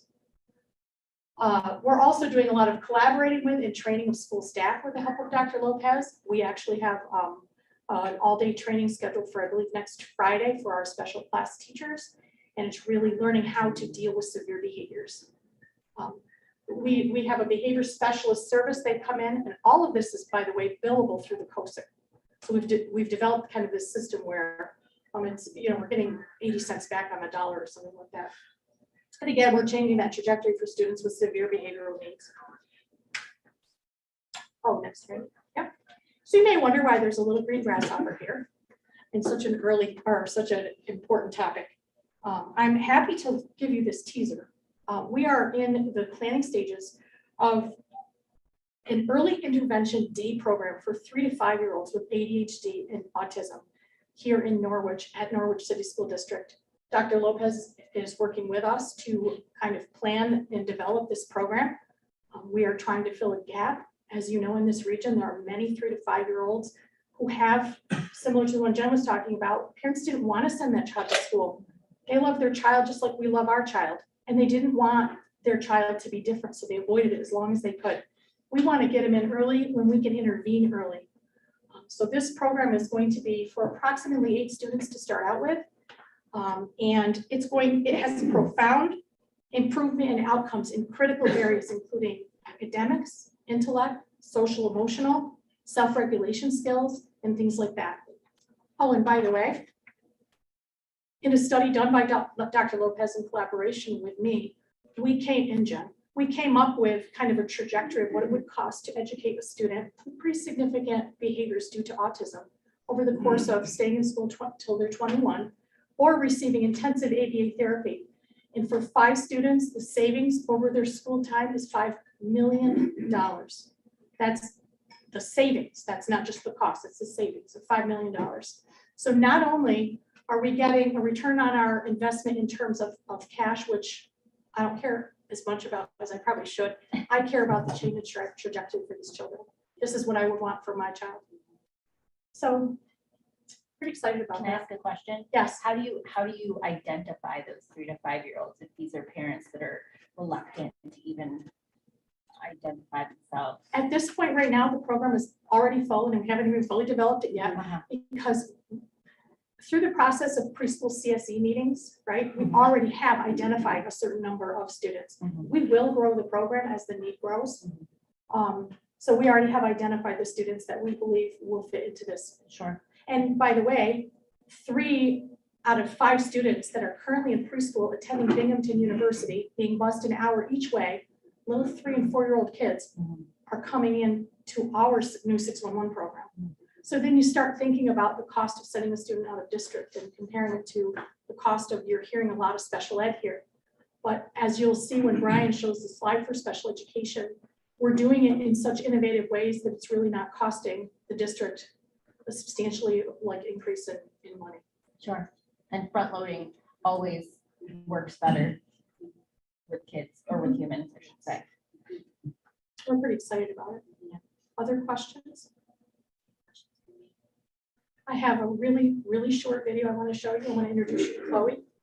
She's our reason why. She's my reason why, if you want to know my philosophy. She's in kindergarten. She's been in one of our Gibson 611 classes all year. She was considered nonverbal when she came to us in September, and she was unable to communicate in any meaningful way.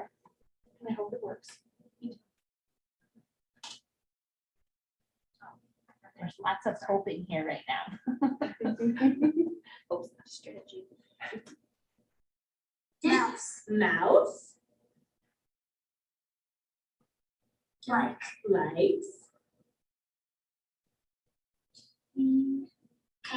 Cake.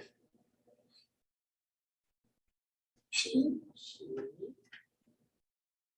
Look at her flip through those screens, right? Right. Tommy. 2. Eat. Good girl. Mouse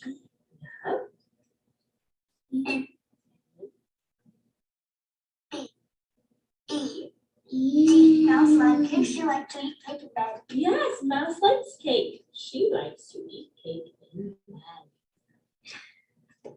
So all about, right? And we have parental permission for all of Yes. the stories that you've heard today.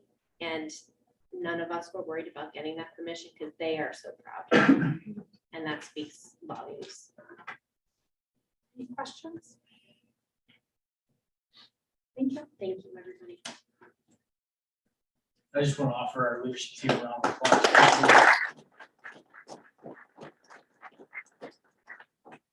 Very different presentation around budget than possibly you're accustomed to, right? There's a narrative, there's a story behind it, and every single one of those stories attached to a child, right? And that's our mission and vision, so you heard that today.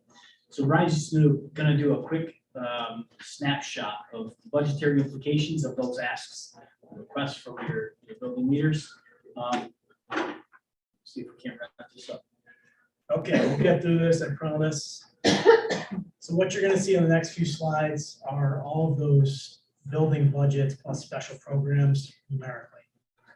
So what you're seeing in front of you right now is Stanford Gibson. Each slide's gonna look the same, so it's gonna be the proposed budget for 22-23 compared to last year's budget, the dollar change, the percent change. So for Gibson, you're seeing a $474,000 increase, or a 24% increase year over year. Most of this is coming in the form of contractual. So think all of the collective bargaining agreements that were negotiated last year. Those increases are starting to hit. On top of that, the last line you're going to see for all of the buildings is that equipment line. So that's what we're doing with that appropriated fund balance, is we're funding an investment in equipment in each one of the buildings. When we say equipment, we're talking about desks and chairs, right? Movable desks that can be an individual. What's that? Yeah, flexible seating, right? It can be an individual desk and chair, and then it can be a collaborative circle, right? They all sort of connect like puzzle pieces. Writable tops on top, use markers on top, wipes off. Right, so that's what we're looking at to invest in each of our schools. Okay, so you're going to see the same theme again, contractual. At Perry Brown's, you're looking at a $524,000 increase year over year, or a 26% increase. And part of what you saw too isn't necessarily all brand new positions. Some of it is reallocating current budget to support that mission and vision. So with Perry Brown, there's actually one FTE in addition to what was budgeted last year. Right. Norwich Middle School. We've got a $481,000 or 19% increase that includes 2.5 additional FTE and again contractual increases. Along with that one-time investment. Norwich High School, the largest increase, 1.1 million or 25%. So this is the largest increase in terms of actual FTE. So I think it's about 6.5 FTE in total. And then we'll talk about BOCES in a minute, but if you see on that occupational education line, you're seeing a pretty significant jump, and that is predominantly related to BOCES costs. And then special programs. So as Kathy just said, you are seeing a drop. Largest increase in program are related to the expenses related to the new FTEs. There's 6 FTE to create those classrooms to bring students back in-house. At the same time, that bottom line, contractual BOCES services is dropping significantly. That's not necessarily a good thing. So what's happening is we received BOCES budget relatively recently, a lot of increases across the board. So we had to go to our special programs budget, which is typically where districts will sit, sand, contingency. If we have students that move in, we need budget to be able to afford that. So you could have a student comes in that could cost $50,000 to $100,000 to send to a out-of-district placement. We don't know when that's going to happen. There could be a family of 5 that come in, that could be a $500,000 expense. Money we have historically put here to account for that had to be reallocated to other BOCES lines, and that's an ongoing conversation. But remember, some of the programs that Kathy just talked about were returning students that were going for out-of-district placement, right? And educating them here in-house. So there's a return on some of that. Yep. Okay, so real quick, we'll go through the O&M, operations and maintenance, transportation. So the biggest change in terms of transportation, we have budgeted 2 additional drivers. You've seen our advertisements outside. We've been posting, I think, every other week on our social media for drivers. Big need across the region. So we're planning to bring on 2. Yep. Also 3 FTE for bus aides. So significant need to help and support drivers on their runs with managing some student behaviors. Remember, everything we invest in transportation, almost all of it is eligible for transportation aid, which is 90% back to us in the fund. So O&M, 2 FTE, 1 for maintenance, 1 for day shift custodial. We'll talk about night shift in a second. But you're seeing roughly a $300,000 increase or investment year over year. Other remaining items, so these are a lot of the fringe benefit type areas. So TRS rate is going up slightly. ERS rate is dropping pretty significantly from 16.2 down to 11.6. I'll expect both of those to start ticking back up in future years. As Mr. Reed alluded to, inflation. A lot of this, what we contribute is based on the performance of the stock market. So we don't really know what's going to happen with everything going on in the news right now, but I would anticipate those costs going up. Good news is we've created both the ERS and the TRS reserve last year to help with some of that uncertainty. I'll skip down property casualty, student accident, looking at low single-digit increases. Health and dental, we're still doing well in that area. However, negotiations are still in process. Potentially looking at a consortium model with a few other districts. Workers' comp, if you remember, we moved to Comp Alliance, which dropped our bill annually by $100,000. We actually locked it through the end of June 30, 2023. So that's flat the upcoming year. Unemployment, you see we're hiring, so I don't anticipate significant increase of unemployment insurance costs. Debt service is set. It says /RAN. We are not going to be, we're not anticipating issuing a RAN this upcoming year. We're in a very good cash position currently. And then finally, BOCES. So BOCES, one of the largest areas we're seeing costs is our CTE and records management, which just those 2 lines alone are over $300,000. That's not including all the other lines that have pretty much gone up anywhere from 2,000 to 5,000 each. So as Scott said earlier, we have a meeting next week, region-wide to kind of go through that budget and ask questions. That's it for now. I have a question on the insurance. So the district used to belong to consortium, health insurance consortium, and I think that's what will be at a different financial manager, director. We will talk about them. But I think, I'm trying to, Brian, can you help me? Yeah, you're trying to say that we used to belong to the healthcare consortium and our costs eventually skyrocketed. So Right. what's going to prevent us in Thank the you. workers' Yep. comp insurance from having a similar experience? Yeah.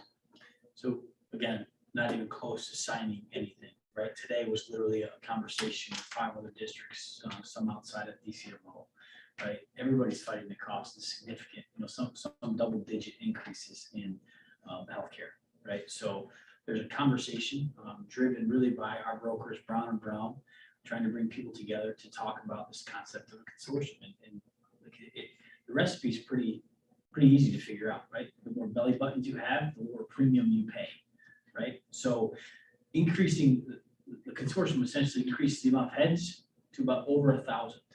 Okay, pretty significant when you're talking about driving premium.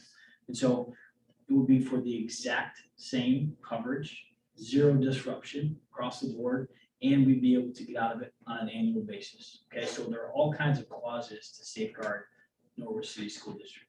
Okay, I'll say it again. Our lawyers haven't even looked at it yet. I literally received an email today with the information. Okay, but I think we have to continue to think about how can we save our staff money, which ultimately saves the district money, right? We have to. We have a moral obligation to do that, so we're going to investigate. Any other questions here? So just to summarize what you just saw, fantastic presentation, by the way, guys. So 13 FTE teachers, teaching assistants, 13 FTE going into the support staff, so operation, maintenance, transportation, and food service. Contractual increases already alluded to that, but that's the collective bargaining agreements, those raises are starting to kick in. As we've said a few times now, increases in one-time expenses, one-time investments in that equipment, furniture across the buildings. And then as we just talked about, increase in BOCES. So BOCES is going up not just because of their cost, but because of things we're adding services as well. But their costs are a good reason why some of our budget is increasing this year.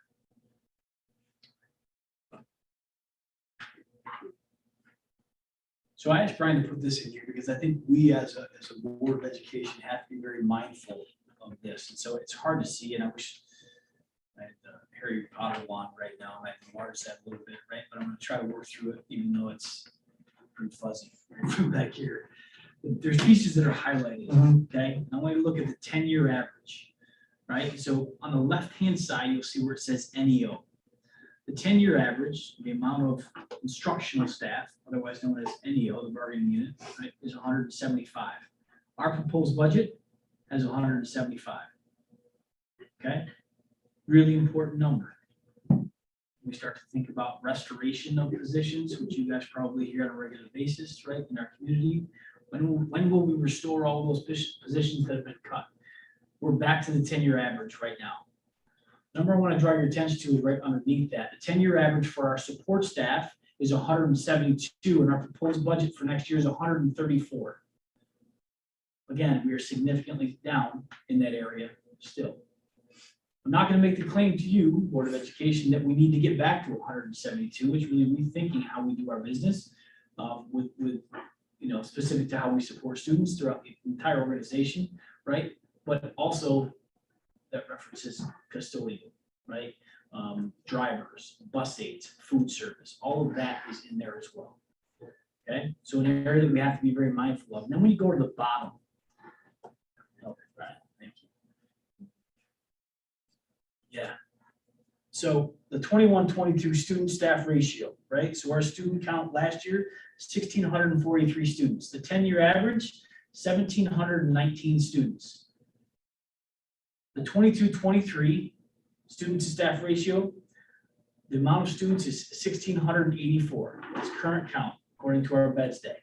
Okay, 1,684. The piece that's really important is what is the ratio, if you will, how many adults, right? In this case, it could be support staff or instructional staff. How many adults per student? So let's talk instructional. The 10-year average is 10 instructional staff members, certificated teachers for every one student. That's the 10-year average. We are currently in the proposed budget at the same ratio. That makes sense so far? Yep. Okay. The next one for our support staff, the 10-year average is again 10, and we are at 13. So that's sort of contradictory of the piece above, where 134, right, is much less than that 10-year average.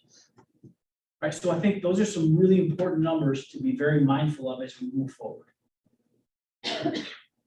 The last piece across the board, when we take all of those people that support student need, whether it's in transportation or directly in the classroom, 5 adults to 1 student. 10-year average is 5, we're currently at 5. So my assumption is you're going to get a lot of questions around staffing, right? The why question. And high school was up, first question Roz asked, music department, No right? one got me beforehand. I was just curious. Yeah. But I promise you, you're No, I going to will. get that. Yeah. Okay? Well, this is a really important slide to be thinking about where we've been, where we are, and where we're headed. We have a class right now in first grade that has 97 students in it. All right, we have a couple bubble classes. I'm going to send you this in the Friday reflection this week. A couple bubble classes in 8th to 9th grade that are above 150. Otherwise, we're averaging around anywhere from 115 to 125. Okay, with our smallest number at 97. That will change the staff to student ratio as we begin to move forward. Okay. Any questions on that? This is something that I think has to continue to be part of our conversation as we move forward when it comes to budget allocation.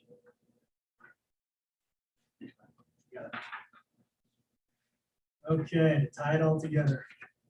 So what you're looking at here is on top is just a recap of the revenues, on bottom, the expenses. I really wish this- So what you're looking at, next month, you'll get this broken out in a required 3-part format. That's what you're used to seeing, which is capital, program, and administration.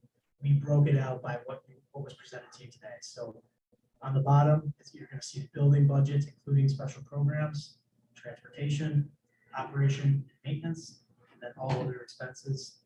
As you can see, we're presenting a balanced budget as required by New York State. Just an asterisk at the bottom, so that all other is including things like athletics, our care program, administrative costs, our fringe benefits. Like I said, next month, all of that will be broken out into their appropriate category, meaning program, capital, instruction. To put this in a different way, we wanted to show where are all these increases going. So you just saw our revenues are up 3.2 million, our expenses are up 3.2 million. Well, if you look at that 73%, it's actually gonna be a little more if you put athletics and care program back into that. It's going directly into the classroom. So that's talking an actual person or an actual investment, like you said, furniture going into the classroom with these increases. When you see program, right, 73%, that's synonymous with people in this pie graph.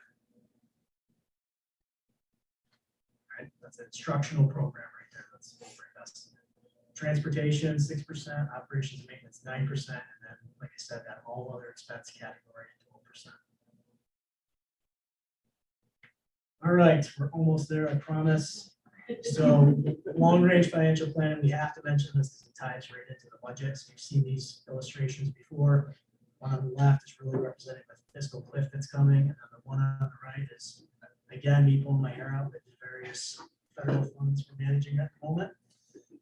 So to put that into some talking points, we've got 4 bullets on the screen that we're kind of juggling right now. And like I said, we're going to have a presentation on this in the future.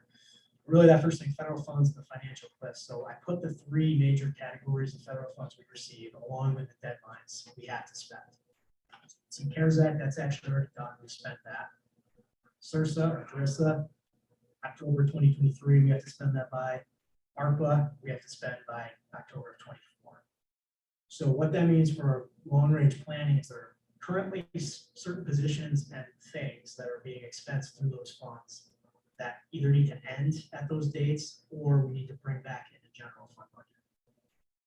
That's a big juggling act. So a lot can change between now and October of 24. But we're just presenting that because you're going to get an update soon on the federal funds. And that's kind of what we're working on in the background is how do we juggle what's going to stay and what's got to go. Remember, anything that is earmarked right now to be federal fund, that's something we have to have in general fund, to spend out of general fund, and then apply for reimbursement. Okay. Second bullet, which is really going to impact us in 24, 25. So once the phase in is fully done, if you go back in time and look at what foundation aid has done, it only goes up 1 to 1.5%, maybe 2% in a good year. At the same time, tax cap is limited, say 2%. We already went through that, but it is limited to what it can go up in any given year. So our 2 major sources of revenue are going to be capped going forward once we're done phasing in, which means we have to start going back to figuring out we have federal funds ending, what's got to come back in the following year. So think right now, our 2 elementary buildings, we are contracting out with the service to clean them at night, being paid for out of federal funds. That's one example of many examples of things we have to consider as we. Third bullet, we're always kind of following what's happening in New York State. So their long-term financial health, like I said before, they had a great presentation. They're starting to stock away reserves so they can plan for the 9/11s, the 08 recessions, the COVID type scenarios.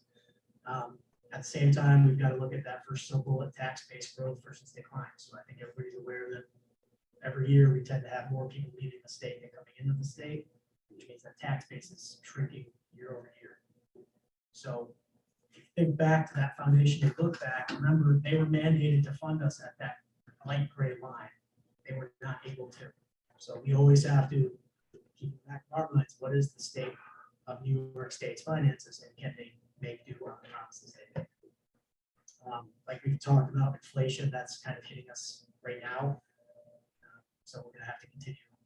following that as we go into 22, 23. Yeah, staffing and recruiting, right? That will be a significant challenge as we begin to move forward in this cycle. Understand that recruitment, right, is the initial part. Retainment is also there. One of the things that Brian and I talked about right now is that as we begin to plan for this budget, the base salary of a teacher is around $45,000. We're not planning for $45,000 because we're not going to probably see a lot of brand new teachers coming to Norwich. More than likely, we'll be seeing teachers that have already had potentially 7 to 8 to 10 years in, and as a result, we have to plan for a base salary of, I'll make it up, $55,000. So we have to plan for that in this budget. That's reflected in there as well, right? Additionally, we have to get really creative about how do we retain them, right? It's a 30-year investment for us. That's how we view it. But districts are going to get really creative with how they look to retain staff. One of the things we talked about before was the provision of daycare, right? Supplementing some of their costs associated with daycare, right? That's a potential $200,000 to $250,000 budgetary item we have to set aside. Right? So a lot of people will say, well, how can you do that and not invest in another staff member? We have to be as mindful about recruiting and retaining simultaneously. Okay, so really important. All right, we're there, guys. So the ballot items and the propositions, there's only one proposition this year, but starting at the top. So we'll be voting on a $45,990,000 budget. I put a little star there. Star below just says, again, we're going to have that $100,000 and $235,000 transfer to capital projects, both for wiring and security upgrades. Bullet 2, the 2022 capital reserves, we're naming them now. Last year in 2021, they expire after 10 years, so hopefully that'll help us track a little easier. But really, the point of this was we have an equipment reserve right now. No one can find the original documentation because it's decades and decades and decades old. There is no such thing as an equipment reserve, so it's technically a capital reserve, which means it's probably expired. So all we're doing is taking that money that's sitting there, starting a new capital reserve. Can't put that money into the current reserve because we've already fully funded that. Really what it is just cleaning up some of the books right now. There'll be Guernsey's budget on there, and then obviously 2 seats for the board election. Key dates, so next month when we meet, we'll do the 3-part budget presentation, and then we'll do board that adoption. May 4th is the public hearing, so it'll basically be that same presentation again. And then May 17th, right here in the district office conference room, from 11 to 8 is the vote. With that, any more questions? You know I'm gonna have some. So I don't want to disappoint you, but I'll try to make it brief. Anyways, great job, guys. You guys did an amazing job. Really care about the students and what you're doing. So that's what I got out of it. The variables with the foundation aid and state aid. Yeah, are you confident that they're going to be there? Are they going to change? They always go down. Very rarely do they ever go back up, but this budget is presenting those increases in state aid. Are you comfortable that the next state aid run is going to have at least that amount of money in it? Yeah, so they're already talking right now about accepting everything with the 100%. So the states in it, as of right now, very healthy financial position. Tax revenues are above being projected. They still are sitting on a lot of federal aid that they're planning to use over the course of the next few years. And then they presented a plan where they're, as of right now, able to put away 15% into reserve accounts in the next 5 years. So yes, I'm confident right now that the legislature's going to approve that budget as is. And they just recently stepped out of, I know we've set their plan to do that. Okay. So as of right now, yes. All right. So So that foundation aid for next year, right? The second phase in, that's the piece that we have a big question mark about. 23, 24. whether that'll go up or down. Well, whether they will restore the next round of that, like they have promised. Again, 2008, they promised to have the funding to be able to live up to their promise. It was court mandated in 2008, they still couldn't do it, right? So we have to be very mindful of that moving forward. That's the caution to proceed with. There's always risk, however. So I had calculated 27 new additional staff, you said 26. So I understand the need. My question is that really sustainable? With federal money going, you've got $3 million in new expenses that you're gonna have every single year, and it's only gonna go up. Are we gonna be able to sustain that long-term? So remember what, I'm assuming you were calculating off the slides that the principals presented. Yeah, and then I think you had 26 when you had your total, so. Remember, not everything on their slides was new FTE. Some of it is going to be reallocation of current staff. It's not Already budgeted for. Okay. So their slides is not new staff, it's just reallocating some existing staff. So what's the new staff? 26. Just 26. There were a few that moved from 0.5 to 1. or Yeah, 0.6. I thought I was accounting for that, but I guess I did. So some of these you wouldn't see on the slides were the O&M staff. There's food service, which is accounted for in a separate fund. We have one in the administrative ranks that we're talking about right now. But again, is all of that sustainable at an additional, this year cost of $3 million? Next year it'll be 3.3, the year after that it's gonna be 3.6. Remember, there's one time, remember there's about $1 million we're transferring from unassigned fund balance into the budget. That's one-time expense. So Right. that would drop out. So really the additional increase is about $2 million. So And 1.4 of that is the foundation. at BOCES, we have paid went up about 500, so we're basically, yes. breaking So we're even. accounting for it this year. We'll be presenting a 3 to 5 year plan very shortly. Again, once we can reconcile everything that we declared as federal funds, right? We're gonna do that once that settles around this conversation right here. So you'll be able to see that, how we've accounted for that moving forward. Okay. Yes, perpetual expenses have been matched with expected perpetual revenue, one time. Yeah, now I get the one-time expenses and that $1 million that you're putting into each of these classrooms at 250,000 a building makes a lot of sense, right? That'll be there for 20 years. So I get that, and that's a great use of that money. Let me know if you want to help with the yard sale of existing desks. I can chuck them out a window just as well as the next person can. No. What great question. I mean, that's the question you're gonna be answering in community. I think the thing that I want to impress upon you is that if we didn't believe it was sustainable, it wouldn't be in front of you. We have, think about the capital project, right? We had $155 million worth of work that was identified in that first building condition survey. Right? We brought a plan together to say we can do 45 million. Right? This involves fiscal advisors to legal to how we've arrived at this place involves many different factors and calculates a great deal of risk associated with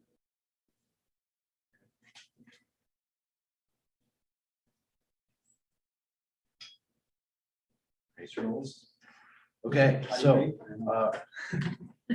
I want to take the opportunity to just thank all of you who have presented, all the leadership team.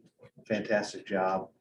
We really appreciate your passion, commitment to our students and to Norwich City School District. It's refreshing, enjoyable, so thank you. We've been going for 2 hours. Do we want to take a 2-minute break to let everyone stretch and? I make a motion when you just accept everything on here all in one. So I think it would be healthy to take a quick 2 minutes so we can go up. Leadership team, if you guys want to take off, thank you so much. Yes, thank you very much. Appreciate your time. So let's take just a 2-minute. We'll come right back in and move right through the rest of the agenda as quickly as responsible. You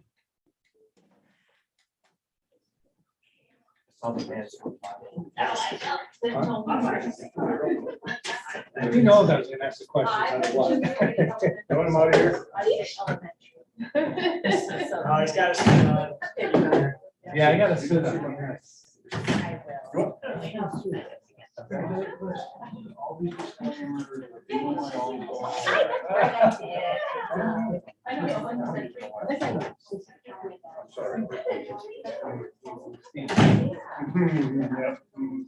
And the only reason I know that is because I will send you this out, yeah. Thank you, Jess. Thank you, everybody. Hey, great work. Ryan, Right, good job. yeah. Thank you. You guys, good job. It's fantastic.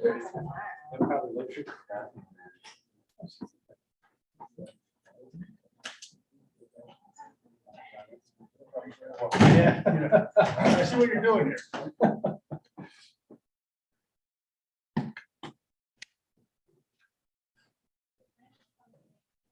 Oh, sorry. apologize to me. Happy birthday, Kerrigan. How bad is this? Do I follow her on Snapchat? I'll send her. She's pissed at me. I'm sure. Can you, are you invested in the, you still have a forum if you want to go. Just gonna stay for a little bit longer. We're trying to hold dessert and opening presents till I go. Just getting progressively more difficult. I'm trying to see if I. Caregiver, oh, and then I can make sure. But that's Birthday to Carrie, right? Yeah. Is she 12 today? Yeah. Awesome. Yeah.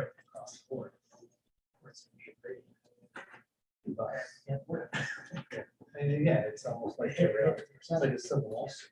or civil suit. Okay, Favorite. okay, thanks. Right, yeah. Is it down there? Yeah. It's frustrating. Oh, she has to add me first. As a friend. She doesn't like you, she said. Yeah. She's like, who's that creeper? It's funny that I speak Raj, who started talking like, yeah, I know she wants to. Oh. Okay. We have a form. Windows closed? No. No. No, they're fine. I am. The surest no you've ever received. I will be right back. Very vital.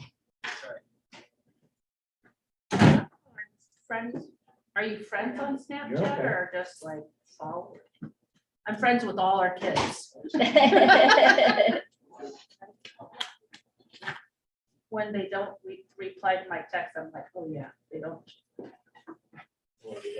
No. Oh, is that maybe why Nico didn't Thank you. respond? Thanks, to have a good mine when night. I told him I was by the. No, that's just me. His anxiety or something. No, that he Wasn't- doesn't. Oh my always- God, this is great. He doesn't always see my text either, but I called him and he's like, I'm just looking for Me my too water now. bottle. He's had a very Tiffany the um, other He night. came from that direction. mature, I feel like- responsible day, because we Yeah. went through a lot of water You good? bottles and I was All like. right, "No, okay, this all right, is so water." let's Well, it's so funny because when I reconvene. got out of the car, Seamus goes, he has a hydro flask. Yeah. All right, let's reconvene. So we'll move on to the number 3 discussion items, the boiler update, Mr. Ralph. So the latest update on the boiler, right, is that we will not be eligible for the emergency funding that comes back in 1 year, but rather in 15 years. So we do have to provide the upfront costs associated with it. It will be all said and done over $1 million when we're done, but it will be state of the art.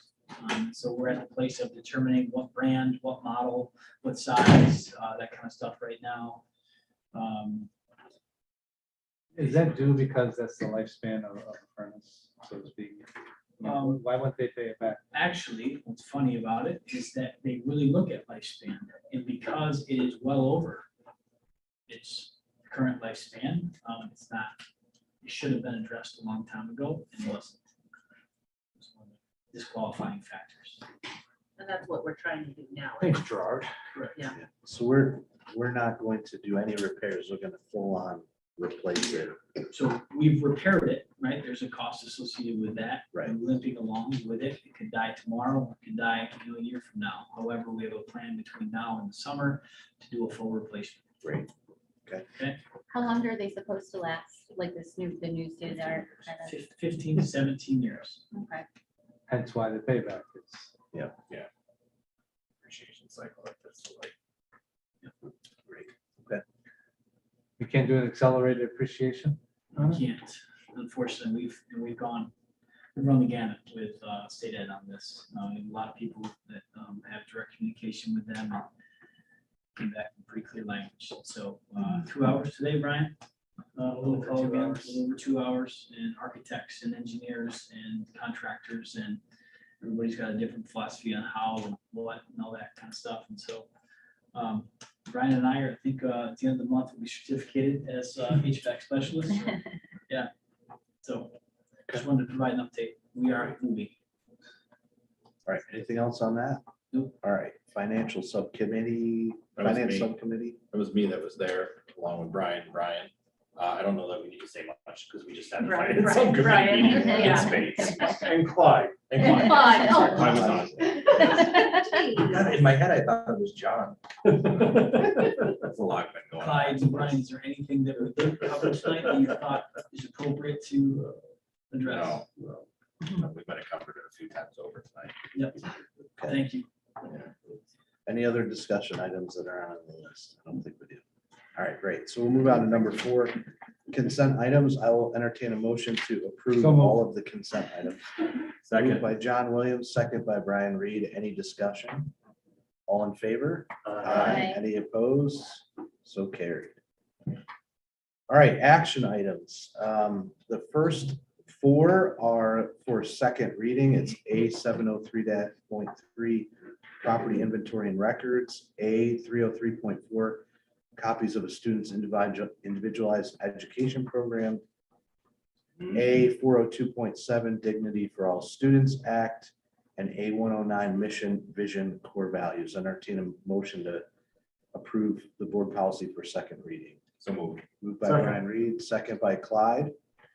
Any discussion? All those in favor? Aye. Any opposed? Those are carried. It's recommended that the Board of Education accept the results of the 2020-21 internal audit and approve the Norwich CSD fund balance and reserve plan dated March 2, 2022. So moved. Moved by Brian, Reed, second by John Williams. Any discussion? All those in favor? Aye. Any opposed? So carried. It is recommended that the Board of Education approve one Sherburne Earlville student to attend our 12-1-1 special education classroom at the non-resident tuition rate for special education pupils in grades 7 through 12. Have a motion.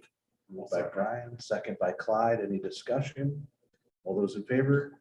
Aye. Any opposed? So carried. It's recommended that the Board of Education approve the attached NCSD instructional calendar for the 2022-2023 school year. Moved by Kieran, second. Second by Roz. Any discussion? Yeah. Okay. Don't want to discuss. You want to go? Want me to? You go.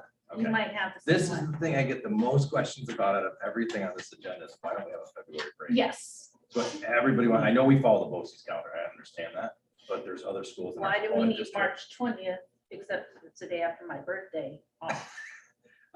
That's the thing that causes the most consternation. I know there's a number of days worked. I know there's a lot of things that go into that. There's also schools in our district or DCMO one district that do offer a February break. So we had consideration for that. This is like the hot button topic, well, a month ago, when everybody else was doing it. So, My husband's in a hearing. Yes. so I don't have an answer. I just don't have an answer for anybody other than we follow the BOCES calendar. Yeah, so I can absolutely provide an update on Yeah. how we get to that. I'm not sure you want to go into it now. It's pretty extensive. Actually, there's several variables that influence that. So I can absolutely provide an update to the board. That'd be good, yeah, if you don't mind. Sure.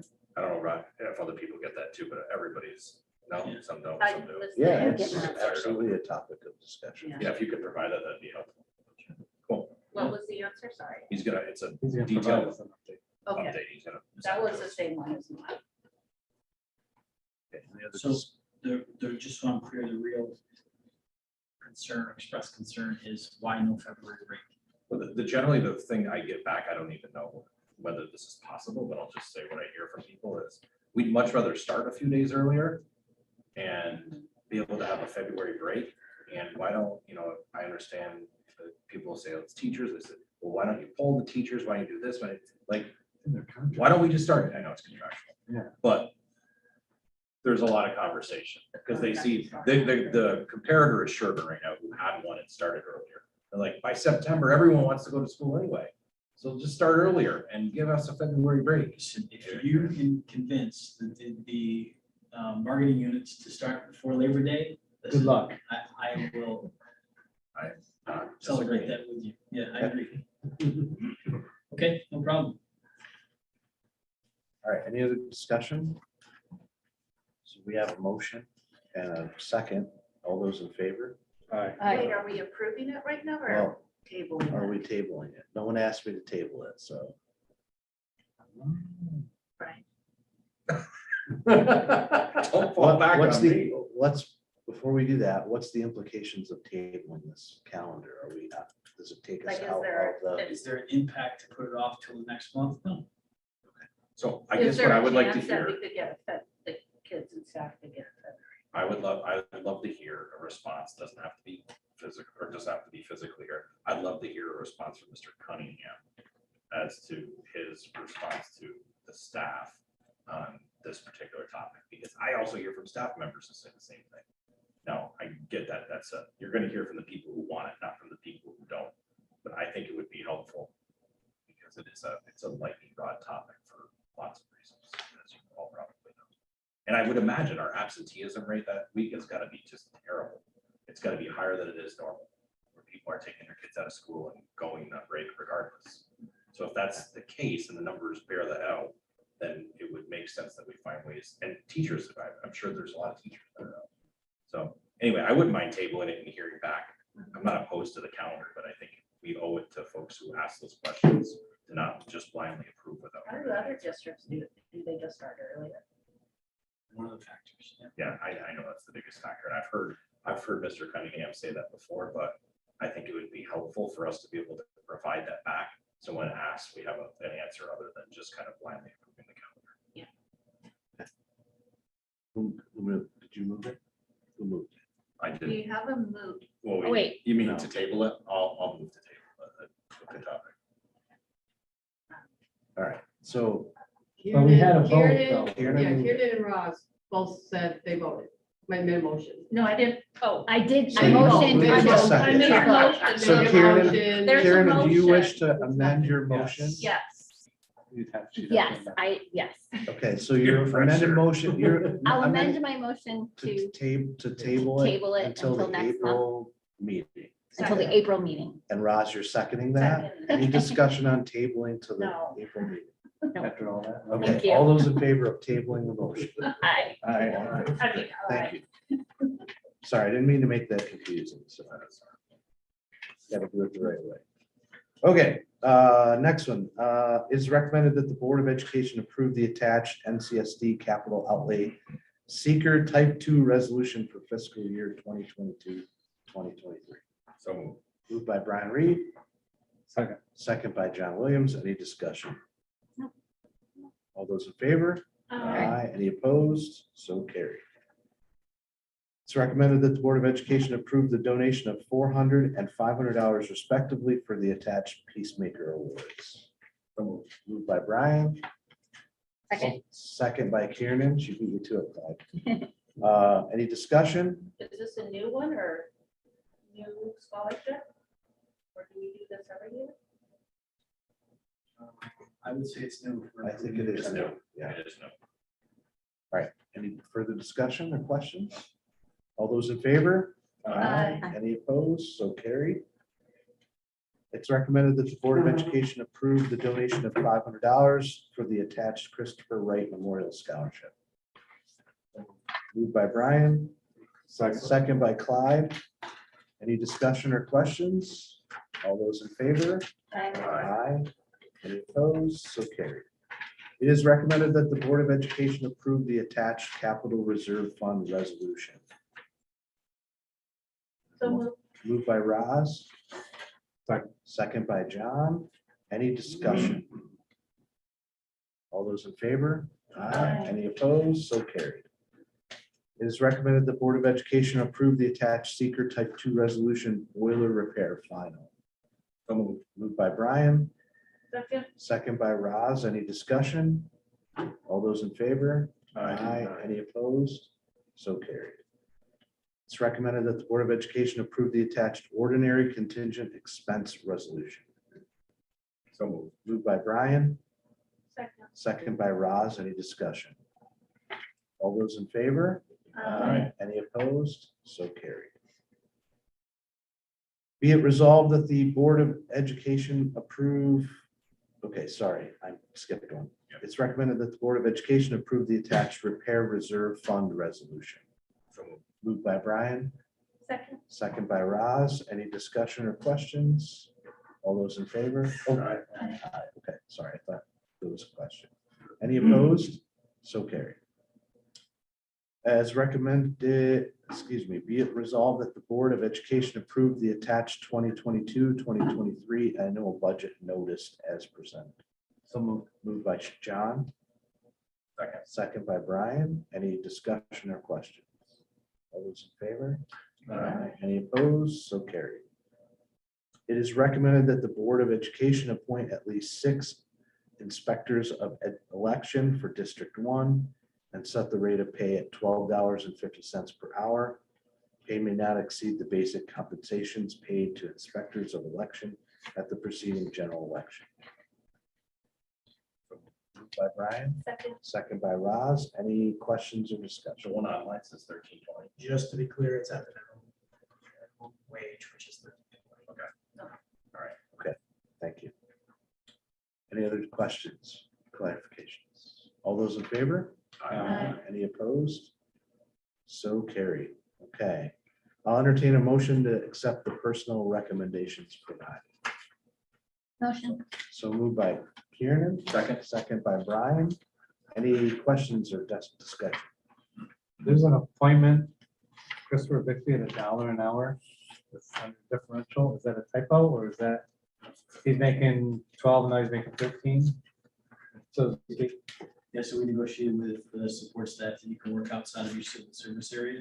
So for example, custodial can do work that is under rounds, for example, right?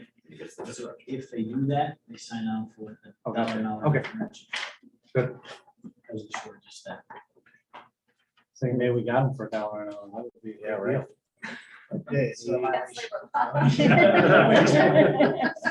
Any other questions or discussion on personnel recs? All right, all those in favor? Aye. Any opposed? So carried. We have no public comment. So at this time, we're going to enter an executive session to speak about personnel matters. There will be no action taken. So Just for the record, it's contract negotiation. contract negotiations, so. So I'll entertain a motion to go into executive session. Second. I'm asking the board's permission to bring Brian Bartlett in because it involves contract negotiations. And Kieran. But we don't have to. Anyone have a problem with that?